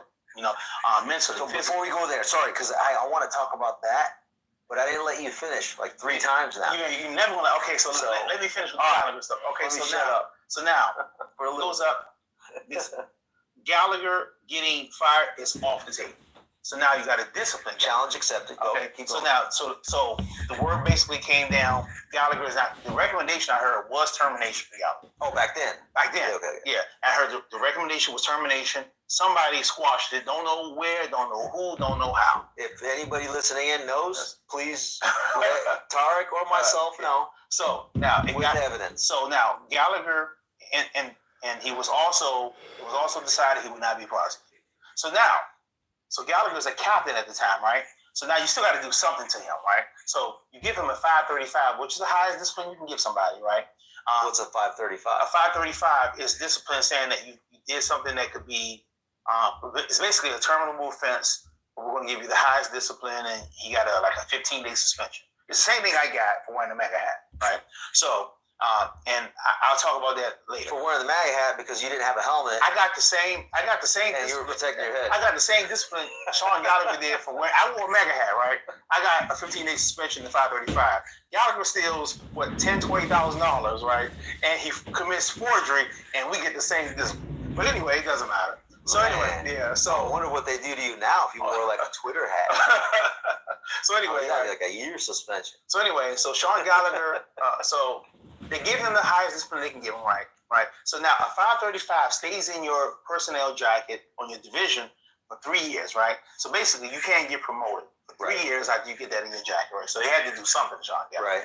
Okay, so almost 3 years exactly. Okay, so then they move him to the Capital Division, right? They don't demote him. They just move him to the Capital Division. He should have got demoted for that, right? He should have been fired, or at the very least demoted. But you move him, now he's in charge of the Capital Division, right? It's a criminal felonious act. I mean, there's no... Yes. Okay, but it's Sean That's Gallagher. jail time right there. Not for Sean Gallagher. So anyway, so you move Sean Gallagher to the Capitol, right? Okay, so now he's there for the Capitol for 3 years. He can't get promoted to inspector for 3 years, if he can even get it, right? So now you got to send a message, right, to the whistleblowers, right, who reported Sean Gallagher that you don't report Sean Gallagher, right? So they waited exactly almost to the day, 3 years, and they promoted him to inspector, right? And they put him back over the same unit. They took him out of the Capitol and put him back in charge of the same unit where he stole the money. What message do you think that sends? The problem is no one outside the Capitol knows that this is going on. No one. Did you know that? I just heard it for the first time right now. So you promoted him, right? You waited exactly 3 years, right? And it's funny because him and I got promoted on the same day. I got promoted to lieutenant. He got promoted to inspector, right? I saw him at the Capitol. We congratulated each other and everything, right? 2018. So he got promoted. almost 3 years to the day. So they waited until his discipline could come out so they could promote him. They could have probably promoted an inspector that needed. And they probably backdated the promotion. No, they didn't do that. And then paid him. But they wanted to make sure For the difference. he had the spot, right? Who's they? Whoever approves it's the board that does the signing off on the Which board? Catholics. They do the promotions. Yeah. They know about all the promotions. So the Senate and the House Sergeants at Arms. Everybody knows about Sean Gallagher's promotion, right? So they waited exactly What year was that? This is in 2018. June 2018. He gets promoted to inspector. So June 2018. Paul Ryan was the Speaker of the House. he gets promoted to inspector. So Paul Irving was the House Sergeant at Arms. I think you're correct. So, but look, you wait exactly. Noted. Yeah. So you wait. Noted. But hear this though, right? So everybody knows what Sean Gallagher did. Everybody knows he stole that money. Everybody knows he. To include this House Sergeant at Arms. Everybody. To include Paul Ryan. We all knew it. Everybody knows this was public. This was the union documented. Everybody said he should have been fired. We thought he was gone. And then 2018. 2018 is when he got promoted. Did it? And they put him so back. 2015. 2013. I mean, is when he was doing it for you from 2013 to 2015. 2013 to 2015. That was the tail end of President Obama, but that doesn't matter because this is all House stuff. This is all Congress stuff. It doesn't matter who's in the White House. Doesn't matter who's in the White House. Because they have no role. No power, no influence, no nothing. So then 2015, 16. 2015 is when everything came out. Speaker of the House, Paul Irving. Everybody knew Sean Gallagher. Is the House Sergeant at Arms still, right? Paul Irving was still House Sergeant at Arms, correct? Okay. Pretty sure it was Paul Irving. Could have been the other. Was it Living Good? I think it was Paul Irving. No, because Irving goes back. I can't remember when Irving came in. Irving was a Sergeant at Arms for Pelosi, Paul Ryan, John Boehner, Pelosi. Make a note of that. So anyway, right? So keep going. You got to send a message, right, to the people who, you know, because everybody knows that Sean Gallagher took their money. So you give him that discipline. 3 years you can't get promoted. You got to give all the money back that you stole. Right? So how's morale? What everyone else is crap. But you shut up though. You don't talk. It's like it's just disgusting. You ever heard? You're disgusted working for the organization you're in. It's like the mob. Gallagher is like a mob boss, right? Like you don't admit the existence of this thing. You don't talk about this. The only reason why we're talking about Sean Gallagher now is because of January 6th. Like Sean Gallagher would still be powerful, and people just wouldn't know. Now people are going to find out. We got to look at all of his devices and all of his communications. So yeah, and I'm not even finished with Gallagher. Okay, so you got to send a message too to make sure that you don't ever. So people got to know that you don't report Sean Gallagher, or you're going to get crushed. Do you use social media? Does he? Sean Gallagher? Yeah. Is he on anything? I don't think he's on anything. Facebook? I don't think he's LinkedIn. He might be on LinkedIn. I'm not sure. All right. So, got to send a message to the people too. So you wait the exact 3 years. Now you can promote him to a inspector, and you promote him. And he goes back, boom. And you put him back to over the same unit. Yes. What's the name of the unit? Dignitary protection. But you put him in a higher rank. He was a captain when he was there the last time. And so now he gets to. Now he's even more powerful. Play ball with the 9. Yes. Now he's even more powerful when you bring him over. And then when you get promoted to deputy chief, you leave him over there. Now he's deputy chief over there. So yeah. So what's his position there now? He's assistant chief now. He's probably going to be. He's above that though, yeah. Yeah, so and so now let's fast forward to now, right? Sean Gallagher gets promoted 3 times after he sold their money and everything. He got promoted to inspector, deputy chief. Does he live in D.C., Virginia, or Maryland? I have no idea where Sean lives. Okay, let's look that up so we can make sense. So anyway, I'm just telling people listening. Let's look that up. And, so anyway, so now. After you steal the money, we'll come up with solutions. After you commit the forgeries, you get promoted to inspector, deputy chief, and assistant chief. Right now, he's probably about to be the chief. Now that Major's gone. So is he on the short list? Sean Gallagher is always on every list. The list can be long. Sean Gallagher's name's at the top because he's Sean Gallagher. So anyway, right. So now, but when you say because he's Sean Gallagher, my interpretation of that is because he has dirt on every single person in the leadership of the U.S. of the legislative branch. It means leadership of Congress, House, and Senate. to be able to continue to do whatever he wants to do, if it's rank, money, whatever. I would use it. This is what I say, right? Because it's a speculation. My focus is on Sean Gallagher. So it's a speculation that it's because he has dirt on Congress. What is not a speculation is that he has power. That's where does that power come from? So that's not focus on where the power comes from. He has the power. So like no, but I need more details than that. Well, we're working on that. Okay. You gotta hear me out. Okay. Sir, yes, sir. Some of the richest people in the world, Lieutenant. Right? You never know who they are, right, until something happens, until they buy Twitter. Because there are a lot of people who never heard of Elon Musk until he bought Twitter. Or some people who heard of him when they were Tesla. Well, that's what we're trying to flesh out here. So now, this conversation. Sean Gallagher has the power. Where he gets it from, whether he gets it from Krypton, the planet Krypton, or where he gets it from the sun or whatever, it's debatable. But what is not debatable is that he does have the power. Okay. So Sean Gallagher can commit crimes and he will not be prosecuted. Sean Gallagher can, January 6th. Sean Gallagher's actions led to the death of multiple people. Nothing happened to Sean Gallagher. We got proof that he had that intelligence and he withheld it. The only thing that immediately comes to my mind, I'm going to stress this again. He has power, I agree. The way he got to this power is through the leverage and dirt game.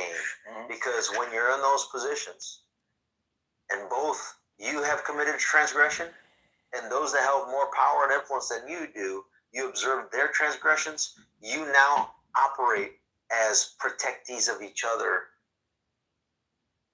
in life. Yeah, and we can go with that, but to me, now I need evidence. I'm a factual assessment. Guy. That's an assessment. I'm not saying that that's true. I know. I'm just telling you. I'm just saying that is what first thing comes to mind is that's I shouldn't say probably. That is possibly the answer to that. Because I'm a guy. And the way we find out about it, I want to look through all of his devices. Okay. So let's say he got the power from, let's say, Krypton. And then let's go ahead and pull all the CCTV footage. Yeah. Let's say, for argument's sake, right, he has the power. Of Gallagher's movements on the Capitol grounds. And let's pull all of his email systems through the Sergeant at Arms. Bill McFarland can go ahead and provide that. Go for it. Have at it. And then we look at all of his communications. He got the power. Look at this. Oh, look at that. And then we just say, you know what? America, look what we found. And oh, by the way, as part of that, we found some things that meet an element of a crime. And that element of a crime occurs in Washington, D.C. And that then goes to the U.S. Attorney's Office in the District of Columbia, Ed Martin again. And if Mr. Gallagher lives in Virginia, then we can say, hey, Jason Miyares, the Attorney General of Virginia, you might want to look at this criminal activity. Or, depending on where that occurred, we might have some allies to address that. Yeah, but his criminal acts have probably, statute of limitations have probably run out on those criminal acts. So now, January 6th, fast forward to January 6th, people won't even admit that it was him that withheld that intel. He won't say, he testified, I think, once, and that was about, I think, the pipe bombs. But, Sean Gallagher has never been grilled. He's never been. Should we invite him to do a public interview? I would say, yeah. He should answer some questions. Public interaction, debate, discussion? Yes. But you have to ask him the right question. You have to ask it the right way because he's going to have Tad on his side. And Tad, I got a few questions for Tad myself. I have a lot of questions for Tad. A few thousand. But the whole thing is this. So now he gets put over the way he gets put over at. Then he gets promoted, to inspector, deputy chief, assistant chief. And now let's talk about Sean Gallagher. Let's fast forward to now. Sean Gallagher has messed up lately. So now Sean Gallagher, you know what he's in charge of now? He's the Operations Bureau Commander. Every gun incident, now there have been multiple gun incidents within the last, since Donald Trump has been president, of guns getting in the Capitol, of guns almost getting in the Capitol. And do you know who the Bureau Commander is? Who has failed tremendously during that time? Because any gun that gets in is because... Is his first name Sean? His name is Sean. Is his last name Gallagher? His last name is Gallagher. Oh, so it is Sean Gallagher. Yes, it is. And now, so it's not a laughing matter. So no, I've been reading your tweets on that particular note. Mm-hmm. So during the inauguration, which happened inside of the Capitol. Correct. Because originally it was going to be outside. And I was glad it did. Because of the threat reporting that was taking place on President Trump's life. Well, at that time it was president-elect until he was inaugurated. You didn't have it inside. 100%. The risk was so great that they had to have it inside. And the guy that was responsible for his protection on the inside of the Capitol, Sean Gallagher, was literally making decisions, potentially, that put President Trump's life in danger. 100%. And at risk. 100%. So, President Trump, if you're listening in, Secret Service, if you're listening in, Elon Musk, if you're listening in, and anyone else that cares about our constitutional republic remaining stable with a stable presidency, might want to scrutinize every single step, move, breath, blink, and swallow of saliva of Mr. Sean Gallagher to see whether or not he poses a risk now, to the nation. Let's say for and argument's the president. Let's say, is that about right? Let me explain it this way.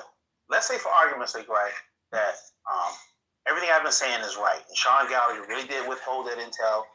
Sean Gallagher really did lead he was part of a system that retaliated against anybody that said anything that would be favorable to President Trump, because January 6th was an insurrection, and these people said that, hold on.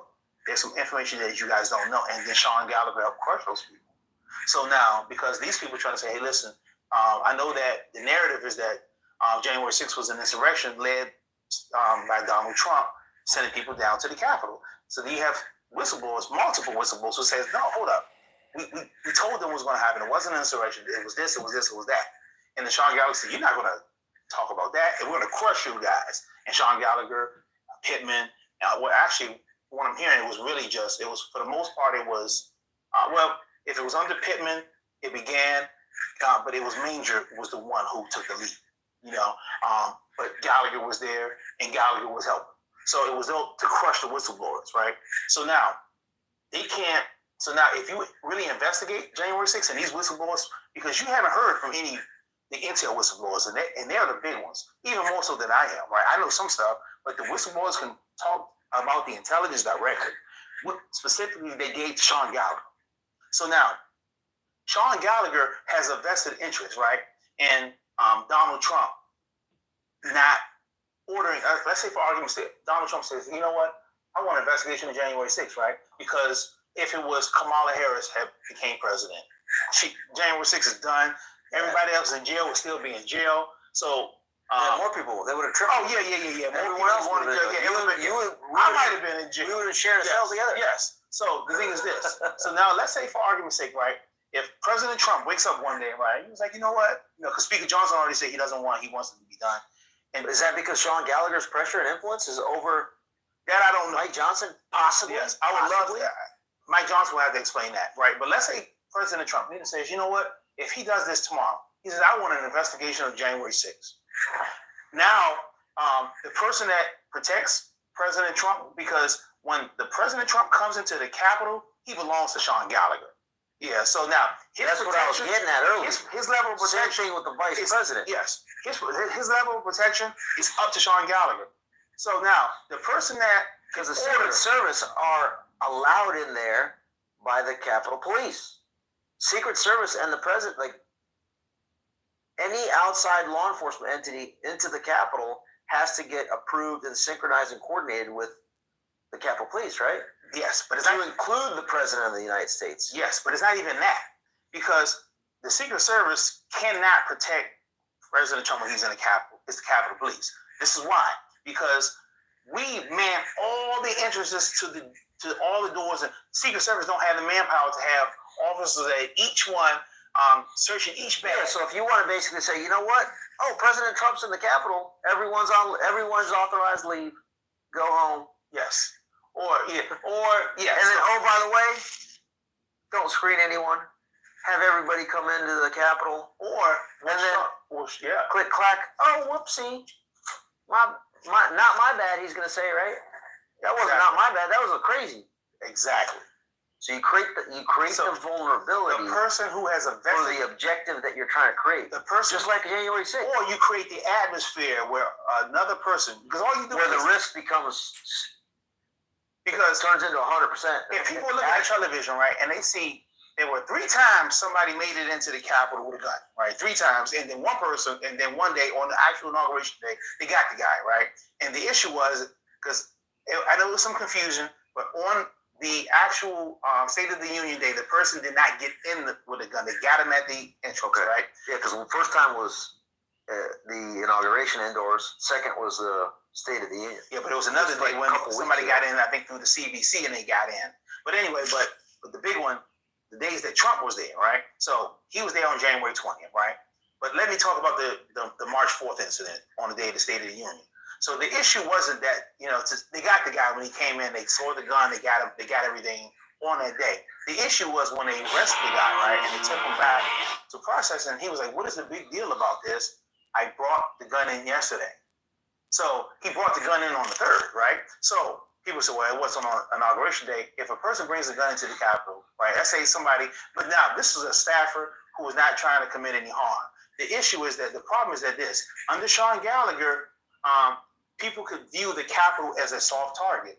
And I don't think that I know Sean Gallagher doesn't have the Operational Services Bureau expertise to stop guns from coming in. He was on operations when he was at the Capitol, maybe for a few years, but Sean Gallagher doesn't have much operational experience at all.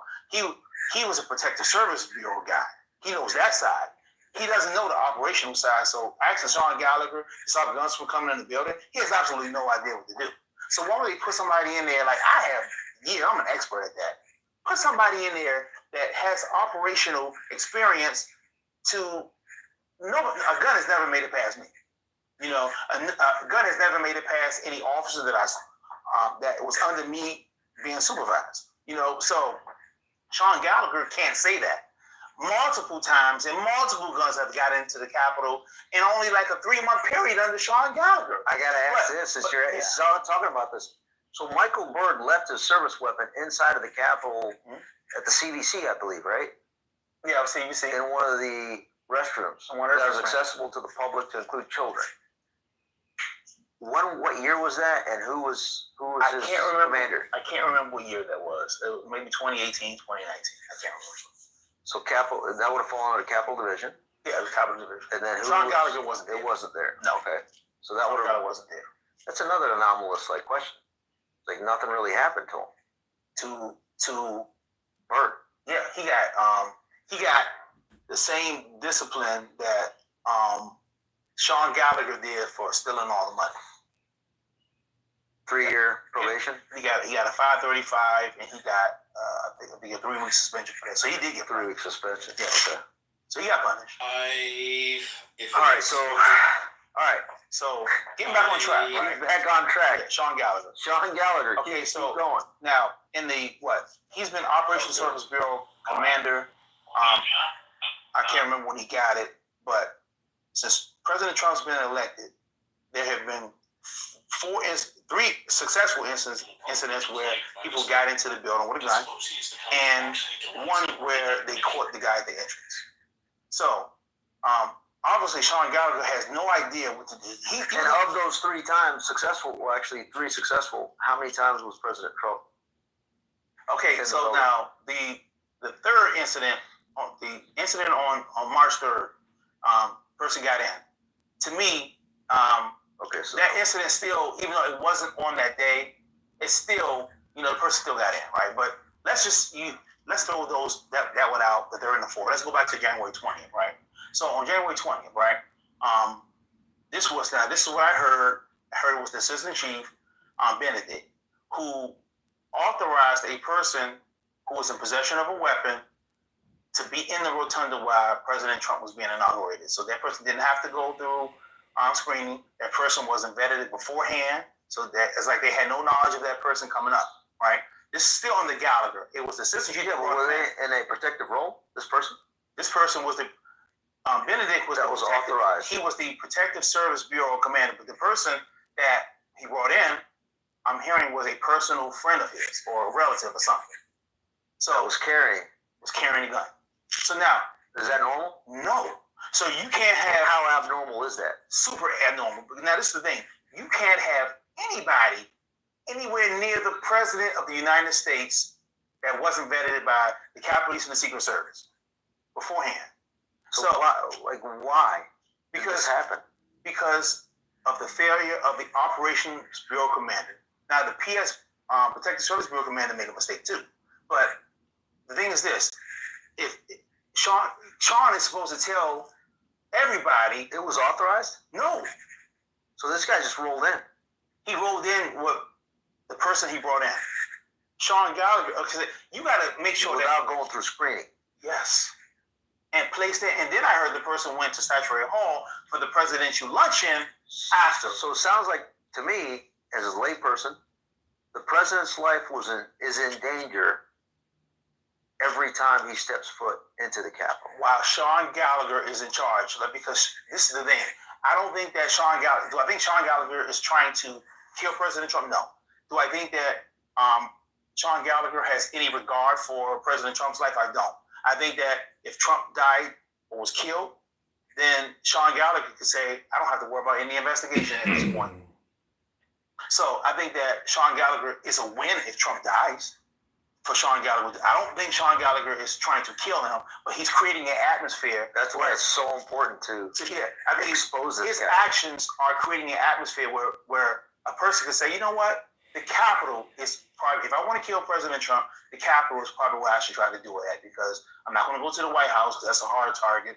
I'm not going to go here. I'm not going to go there. The Capitol is where I should try to do it at.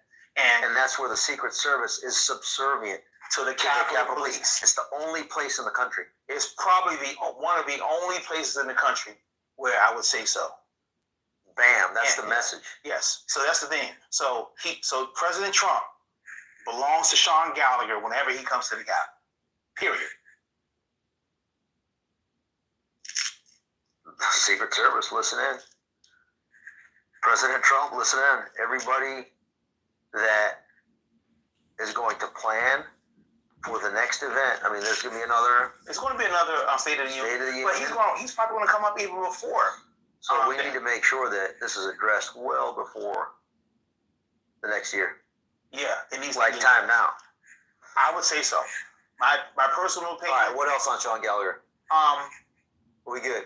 I think we're good. Oh, so anyway, basically, so I sent him the message, and his message basically to me was effectively go fuck yourself, because he probably feels he has the upper hand anyway, and he's untouchable. So what I plan on doing, I know we're wrapping up now, but from now, what I'm going to do, I'm putting all my attention on Sean Gallagher. There are other people I want to focus on, like you already said the name. Yeah. I'm not even going to say her name again because I want to focus on Sean Gallagher. Because I realized briefly hit on a few other names. When the major thing, and I'll briefly hit on it, but the major thing, right? Because I realized I started to focus just on major. And I start, so like when this stuff came out, successful because you just I think bounced him. I think you had a role in bouncing. I think I had a role in getting him out. Yes, but this is the thing, and this is the hard part, right? And the thing right here, and this hurts me. This is hard for me to admit, but I'm going to admit this. I figured that if I kept working on Major, at some point he would step down. I can't do Sean Gallagher by myself. I can't get him by myself. I know I'm going to need help from other people for the Sean Gallagher thing, because he's that powerful. Who are some names that you throw out that could be allies and exposing? I'm still slowing down his corruption. I'm still trying to process that. But I know that like I said, it's hard to admit when you can't do something. But I know that Sean Gallagher is going to have to take a united effort. It's not going to be able to be me. But I want to keep plugging away. I want to keep talking to people. I want to keep his name out there as best I can. But I know that to take Sean Gallagher and his corruption down, I can't do it by myself. All right, you heard that, folks. So Sean Gallagher, SEAN, last name is GALLAGHER, if I'm not mistaken. That's correct. I've seen it a few times. I've written his name plenty of times. You've written about it. All right, help out, take a look at him, do a little deep dive, and provide what you have. Usually when I do that, I get a lot of information. And a lot of times it's information they don't like for me to know. So, we've been going a little while. I want to kind of wrap up with a couple of other names before I ask you my last question. Go for it. Dania Newell. Anything we need to know about her? As it relates to this corruption? Dania Newell was, she may have had something to do with the setup, but I don't. But she might not have. I know she was part of the cover up, and I want to focus on her at a later time. Julie Farnham? She was part of. I think she was part of the setup and the cover up. All right, so this leads me to January 6th, and then its subsequent cover up. Akinil Ganel, Harry Dunn, and Michael Byrd. And I know you know all three of these people, so it's I get it, the difficulty, because depending on how long they served, you probably know these people for probably over a decade. Yeah, so there's a lot of history. So just as people are listening, keep that in mind. There's still that human. My position is this, but if we could just kind of focus only on the January 6th component. I'll talk about Ganel and since then. Ganel and Harry Dunn. With their testimony, etc. Yeah, they believe January 6th was one way. I believe it was another way. I've spoken to both of them at length. They're not hiding their feelings. They believe it was Trump. I believe I have a more. I've spoken to the whistleblowers. They have not. Maybe people don't even believe that these whistleblowers exist. Maybe they believe I'm making it up. But you can go look at news articles and see that there were whistleblowers that went to Michael Bolton. There are articles out there. Their names are not on there, but they don't have the information that I do. And one thing I always say about anybody, I say everybody, with maybe the exception of Dania Newell, was aggrieved, and David Lazarus. I don't know if you know who David Lazarus is. That's another name. With the exception of David Lazarus and Dania Newell, my position is that everybody on the ground that day were agreed, to include Michael Byrd, to include Ganel, to include Harry Dunn. I still feel that way.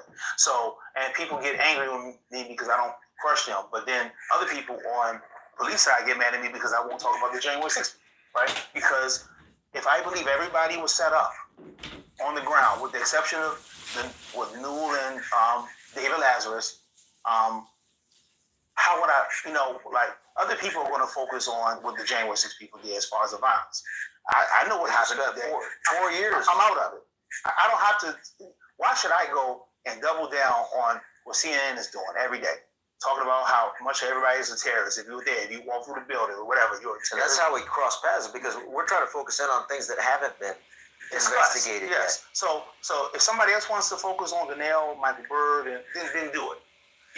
If somebody wants to focus on that a demonstrator maced an officer, I got gassed that day. My eyes still hurt to the day. I think my vision was impaired permanently because of what happened that day. I don't know who gassed me, but yes, I had multiple incidents in the film. If somebody could pull the film, you could see me. An officer came and grabbed me and doused my eyes with water. I don't know who the officer was even to the day, but everybody on the ground that day was agreed. So I'm focusing on the people who set it up. So people can, CNN, look at the, who did this. Same here. Yeah, other people you can focus on Ganel, Michael Byrd. So that's not what I'm doing. So there's I'm the setup, focusing but then on there's the the setup cover and the up. cover. I'm focusing on the setup and the for cover me, up. part of the cover up is when you're testifying, when you're perjuring yourself, like Lazarus, that was clear. He perjured himself in a trial later of where he was at and what he saw and observed, and then communicated that supposedly to Harry Dunn. The video doesn't support what he said at all. Lazarus' offense was so egregious. Like, so typically he said, well, I'm going to wait till the investigation. What Lazarus did was so bad, it's nothing you can't defend, it's nothing you can say. So that's why Lazarus is on a different... It's a culture, though, of deceit and corruption. When at the highest levels you have the Pittmans, the Gallaghers, Manger coming in to cover it up, right? Lazarus what was his rank? He was a special agent. He worked for Pelosi. So he was directly assigned from the dignitary to Pelosi. To Pelosi, right? Yes. That brings in another component. You didn't know that? I heard it. Yeah. But you now, like, you're a very credible individual. So now I know that that's a legitimate thing. Before I was like, people are writing about it on the internet. I'm like, I don't know if I trust it. You just told me for a second. Now we got to go into this. Talk to me. Lazarus did so bad. I mean, he literally put himself in a location, in a different building when he wasn't there. And he actually Steve Baker laid it out perfectly. It totally discredits Steve Baker. Drop kicked him. It was a drop kick. And what David Lazarus did, he villainized the Capitol Police with his actions, and he made people hate the Capitol Police. And it discredits that alone. Discredits, just like primarily 5 FBI agents discredit the entire institution based on what happened in 2016, 17, and some of the censorship.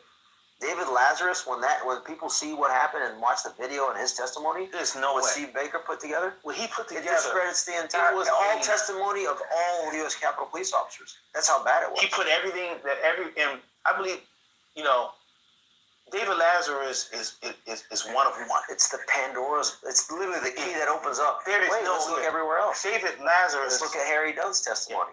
Let's look at Akinilo Ganell's testimony. David Lazarus is the unicorn. Like, he wasn't even there. And then he got to retire.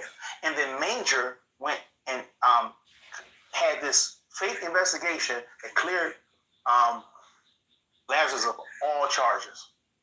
Meanwhile, his testimony resulted in guys getting 22 years. And he walks away in jail. He got the smile based on the lie. His lie. And that, I'm talking about Stuart Rhodes. Yeah, 22 years, and he wasn't pardoned.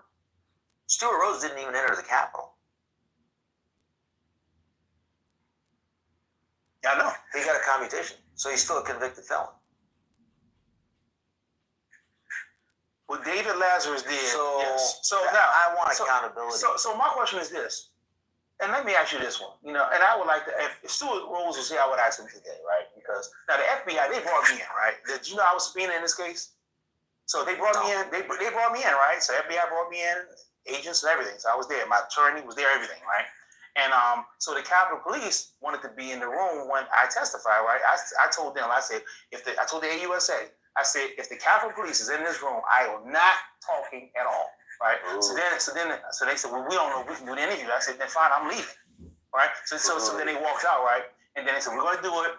Because the Capitol Police wanted to hear everything I had to say. They said, we know you have issues with the Capitol Police, but we want to be in there. I said, absolutely not. If the Capitol Police is going to be a part of this, I am walking out now.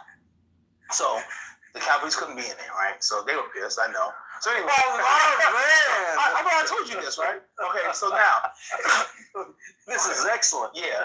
Okay, so now they asked me questions, right? So now I don't give a damn. I'm going to tell the truth, right?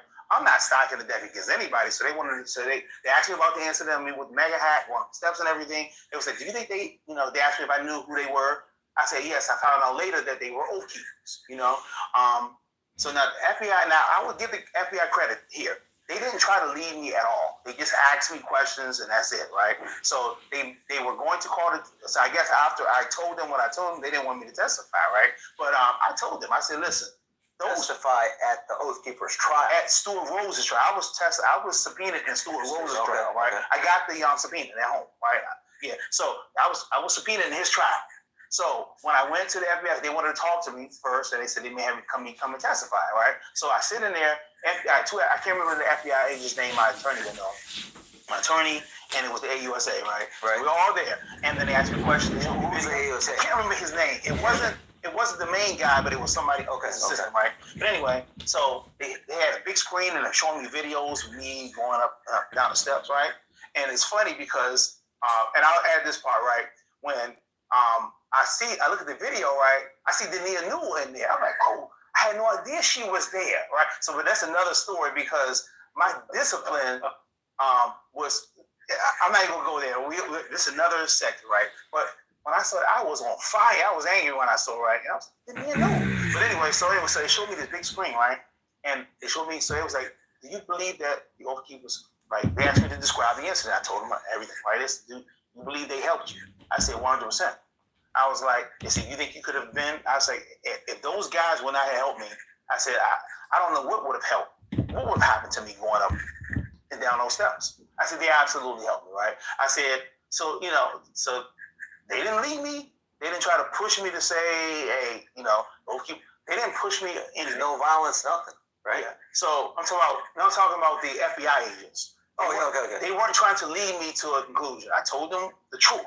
But also the Oath Keepers, there was no violence that you saw that they... The Oath Keepers, one of those guys, I'm not going to say their names. I know, you may know their names. I don't know. But I know one of them doesn't want his name out. He's trying to distance himself from this. But both of those men helped me.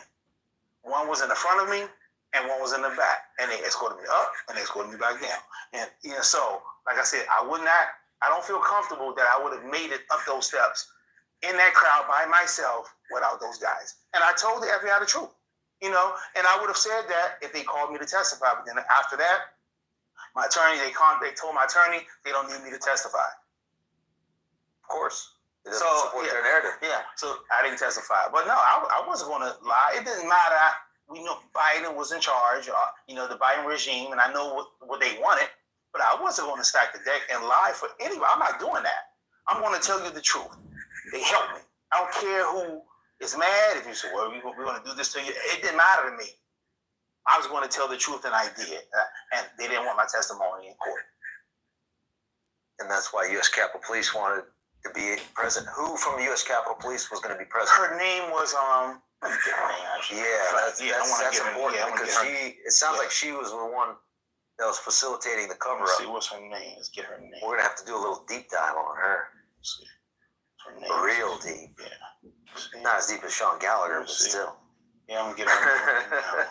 And then as you're pulling it up, the last one's going to be Jennifer Hemingway, the new Senate Sergeant at Arms, former Director of Operations for Speaker Paul Ryan. What was the name of the U.S. Capitol Police officer that was there when you were that wanted to attend your interview with the FBI?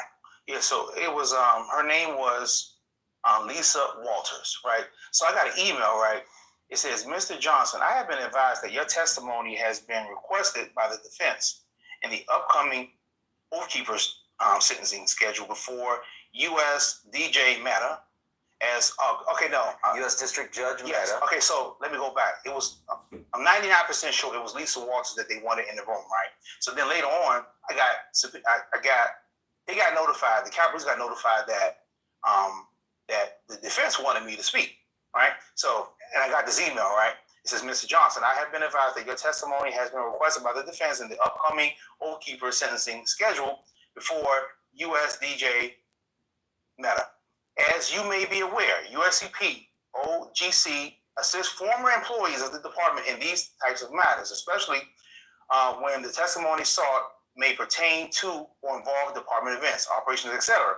In the event that you would like the assistance of the USCP, OGC is the Office of General Counsel. Right. Please advise, thank you, Ms. Banky. So I told my attorney, right? So Ted DeBias is So now when I saw this, wanting to provide I was you on assistance. fire when I saw this, right? Because this is the 2023. After I had already left the department, and I'm already speaking out against them. So now I get this, right? So I was going to fire him back. It was like I wanted to be disrespectful because that's the first feeling I got. So my attorney said, "Tari, don't do that." He says, "Just you're like, oh hell no!" I wanted to say, "Are you freaking kidding me? You dirty!"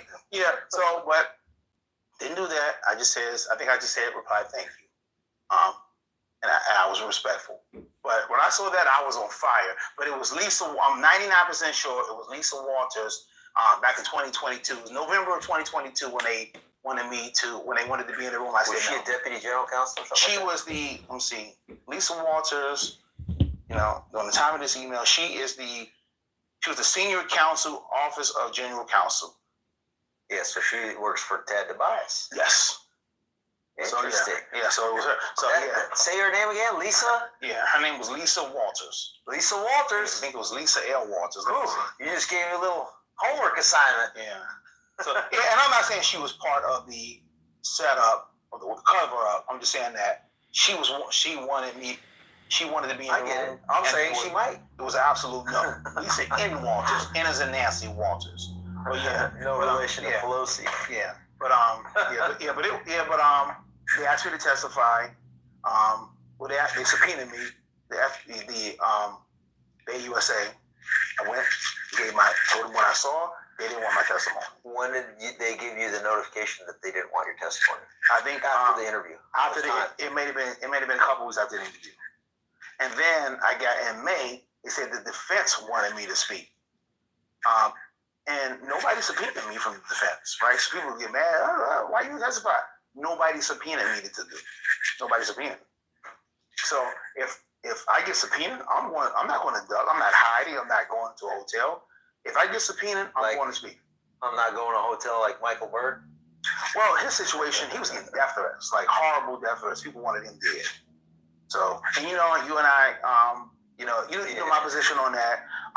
He was put in an unwinnable situation that he should have never been put in by Pittman and Gallagher. He should have never been.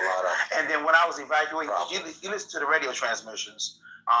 Pittman or Gallagher, they had the intel. They could have helped me with that evac. They knew what was going on, and they wouldn't. They just listened. All right, so last one. Go for it. Jennifer Hemingway. I don't know her at all. I just recently, I have never crossed paths with her. Never crossed paths with her. So just so you know, and I know she's the Senate Sergeant at Arms now, though. She's now the Senate Sergeant at Arms. She used to be Paul Ryan's Director of Operations when he was the Speaker of the House. Does that mean anything to you? No. So the Director of Operations, a senior staffer for the Speaker of the House. That'll be the same as Jamie Fleet was at. Pretty much. Yeah. Yeah. So my analysis when it comes to that is, I believe, and the only way to prove me or disprove me is for us to get in the mind of Paul Ryan or look at his communications, or Senator John Thune, who's now the Senate Majority Leader. I suspect that there was a conversation between Paul Ryan and John Thune to have her selected as the Senate Sergeant at Arms this year, being the chair of the Capitol Police Board, to allow another opportunity to cover up for what you and I are trying to expose. January 6th and the leadership failures, intentional cover-up, etc. In addition to that, that's why they moved Senator Mitch McConnell. Political pressure. They basically moved him from being a Senate Majority Leader to the chairman of the Rules Committee.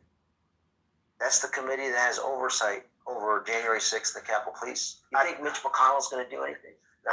I do know this, though. Do you know who Jennifer Hemingway's deputy is? Who? Do you know? I don't. I know you don't know. Okay, so Major promoted 3 deputy chiefs, right? Yeah, you were so it's good. We should have been talking, right? So I know who you're talking So about. Major promoted 3 assistant chiefs, deputies who were deputy chiefs, assistant chiefs, right? Well, I take that back. Benedict was from outside of the department, so he brought Benedict in, right, and made Benedict an assistant chief. He made Sean Gallagher, who was the deputy chief, he made him assistant chief. He made Jason Bell. You probably never heard Jason Bell. So he made Jason Bell, who was the deputy chief, assistant chief, right? So now you got 3 new deputy chiefs, right? Now, all of his appointments, right? So he made those 3 appointments. You know, Gallagher. He being Major. He promoted a dirty Sean Gallagher. He promoted Benedict, who may have brought a person in with a gun and put him next to Donald Trump. That's who you heard? Sources? I heard it was Benedict who brought the person in and put a personal acquaintance of his in the rotunda while Trump was giving his inauguration, unvetted with a gun. Yeah. So, like I said, Benedict ended up getting moved from Protective Services Bureau, and they moved him over to training.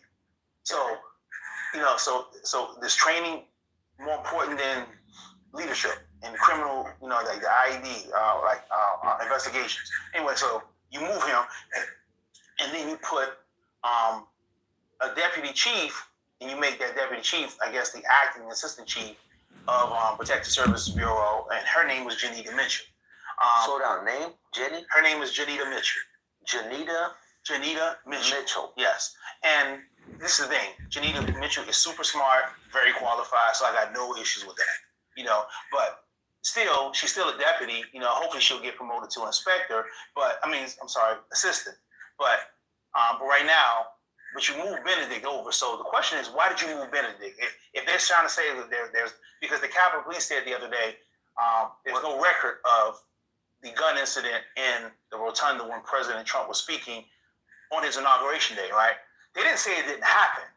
They said there was no record of it. Yes, because it wasn't written up. So I promise you, Tad the bias did this right here. So this is the issue. Why do you move Benedict then? And so then you move Benedict. And so now, why not suspend Benedict? So they already said there's an investigation underway. Why don't you suspend Benedict? Because you damn sure suspended the officer who let the gun in on the 3rd of March. But you don't suspend Benedict. And the officer, he accidentally missed the gun, which still is a problem. But Benedict purposely brought the person in the building, allegedly brought the person in the building and put him in there with Donald Trump. So now, but you don't suspend him. The reason why Manger didn't do that is because Manger was the one that hired Benedict, and it's an embarrassment to him to suspend somebody he brought in. He already got the corrupt Sean Gallagher and then Jason Bell. Okay, so, and I heard this pissed off Manger, right? Jason Bell barely waited till the ink dry on his resume before he applied to leave the department to work for Jennifer Hemingway as her deputy, Senior Sergeant Arms. So all 3 of his deputy chiefs, assistant chiefs, have issues. You know, obviously, Jason Bell leaving, Benedict bringing the gun in, allegedly bringing the gun person in, and then Sean Gallagher, who's corrupt, can't keep guns out of the building. These are Manger's hires. This leads me to the last question. Go for it. But before I ask you the last question, is there anything else that you want to address that we haven't addressed yet? Ivan, we will be here for another 5 or 6 hours. But this really high level. The high level number one thing is this, and I can say it all day long. I'm not fighting for. I know you're not gonna like this, but when the corruption is at a level 10, you can. I'm not saying that justice or accountability can't be fought for. This goes into my last question. Then it sounds like. Okay, so let me bring it home. Perfect. Okay, Okay. So that we're clear. Okay, so I'll let you ask it, but you gotta let me answer it though. Go ahead. I will. Go ahead. Till for tat. Chief of the U.S. Capitol Police, Tarek Johnson. What would you do as Chief of Capitol Police if you were designated as such tomorrow? Oh my gosh! In these categories, what personnel moves? Who would be relieved and investigated, and who would you replace them with? Well, I'll tell you this: if they made me Chief of the Capitol Police, anybody that was corrupt, because they already know I know who they are, right? Because it's a lot of names I haven't even said, right? They would resign. They would start transferring to different federal agencies. I wouldn't have to do anything but walk in my office and just sit there. And then the notices would come in. People want to resign. People want to retire, and I would let them go. Because this is the thing. You want a chief, right? This is what you want to occur, right? Because as a chief, you have to look forward, right? You can't necessarily look back, right? You will probably have to put somebody in charge of that to do investigations or whatever, right? You know, but you have to have a balance with your job, Congress. My thing would be, I would do what needs to be done to create justice for the people that were aggrieved. And that can come out of the Capitol Police. And the first thing you have to do is you have to say, hey, listen, something was wrong. Something happened here. Because if right now, Pittman and Gallagher are national heroes right now. So if they're national heroes, there's nothing for the government to fix because Capitol Police did their job perfectly on that day. But if they messed up before, during, and after January 6th, and it hurt officers and demonstrators, then you got to fix that. Right. So now the truth will come out, but also you can balance that with the expectations and the wants of the members of Congress. Because at the end of the day, you want to make the department go forward. you want to make Congress happy, and you want to fix what was broken. That's what I would do. Who would you designate to investigate those corrupt actors? I wouldn't say the name here, but I have a good. Well, you already know. I know exactly who I would do. Yes, I know exactly who it would be. And you already know who a general counsel replacement would be. I would find somebody that's Tad would definitely have to go, obviously. No way. Yeah. But no. We agree on a lot. Yeah, we agree on that. Yes. You're one of very few people I agree with a lot. Yes, I know exactly what I would do in every leg, and and I could, do it to where you're not pissing off Congress, and you're taking care of the people that were agreed on January 6th, and you're making the department go forward. I'm an operations guy, so I'm going to stop the guns from coming in because Gallagher can't do it. So I'm going to stop the guns from coming in. I'm going to give the officers what they need because that's ultimately what it is. And I'm going to show the officers that officials are going to be held to a higher standard because right now, the way it is supposed to be is that officials are supposed to be held to a higher standard. When they watch Gallagher walking around and slithering around Capitol Hill, it doesn't show them that because everybody knows how dirty he is. So I want to show the officers that the officials that supervise them are going to be finally held to a higher standard. That's what I would do. But you're not the top of the food chain. To finish off this last question, who would be your ideal House Sergeant at Arms, Senate Sergeant at Arms, Speaker of the House, and Senate Majority Leader? I would have to think about and architect of the Capitol. I'm gonna take away the Senate Majority Leader. I'm not dealing with anything with Congress. That's members who of you Congress. report to, though, as a Capitol Police. I'm gonna report to whoever has the position. But the Sergeant at Arms for the Senate and the House, not you said the Majority Leader. Okay, we'll just do the. You meant the Senate two, Sergeant at We'll Arms. just do 3 of the 5 that I mentioned. Yeah. So the architect and then the 2 sergeants at arms. I think who would be your ideal number one draft pick? Son would be. I would say he could take either the Senate or the House Sergeant at Arms positions, whatever one he wanted. So and another person I like to think who. I like to think about the second one, the Son for sure, because Son has a grip and understanding of the politics more now than he did when he was chief, and he has institutional knowledge of the position of chief, so he would be useful there. So I would put Son as one of those people. The other one, I don't know how to think about, and as far as if I was chief, I know what I would do. You would have to find out what happened, not necessarily look for accountability. But you would have to fix what was broken. People need to know the truth so they can have trust in the department again because a lot of people don't trust them. Okay.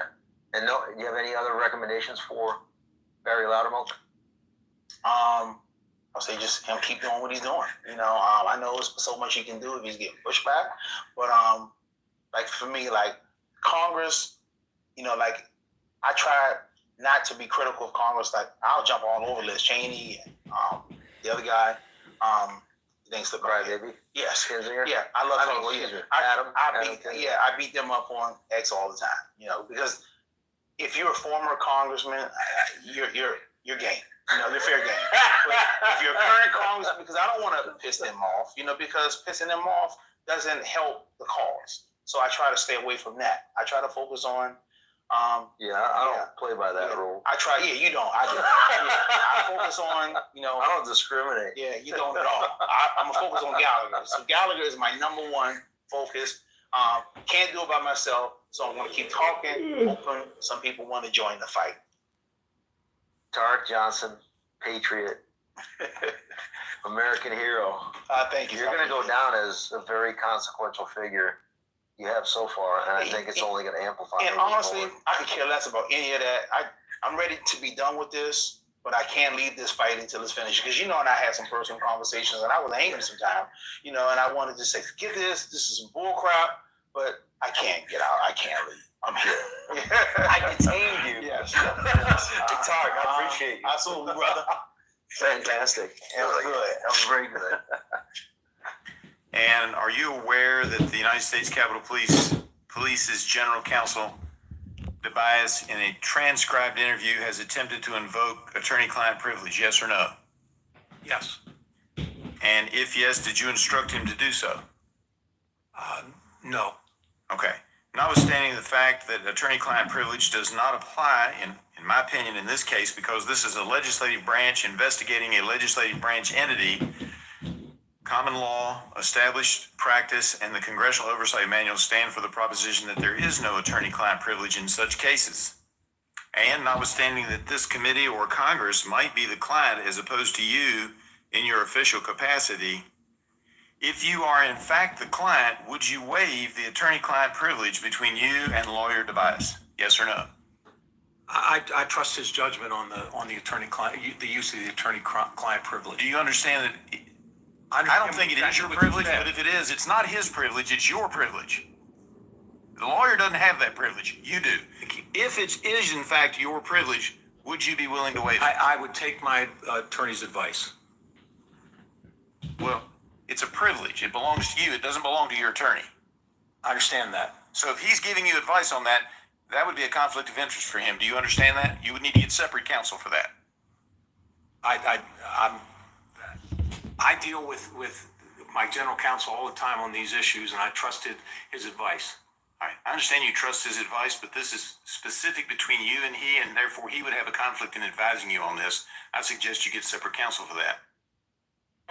TK Johnson. They have the seriously officially plan. They develop biological weapon. The only one goal is to take down. We're back with more changes at DOD.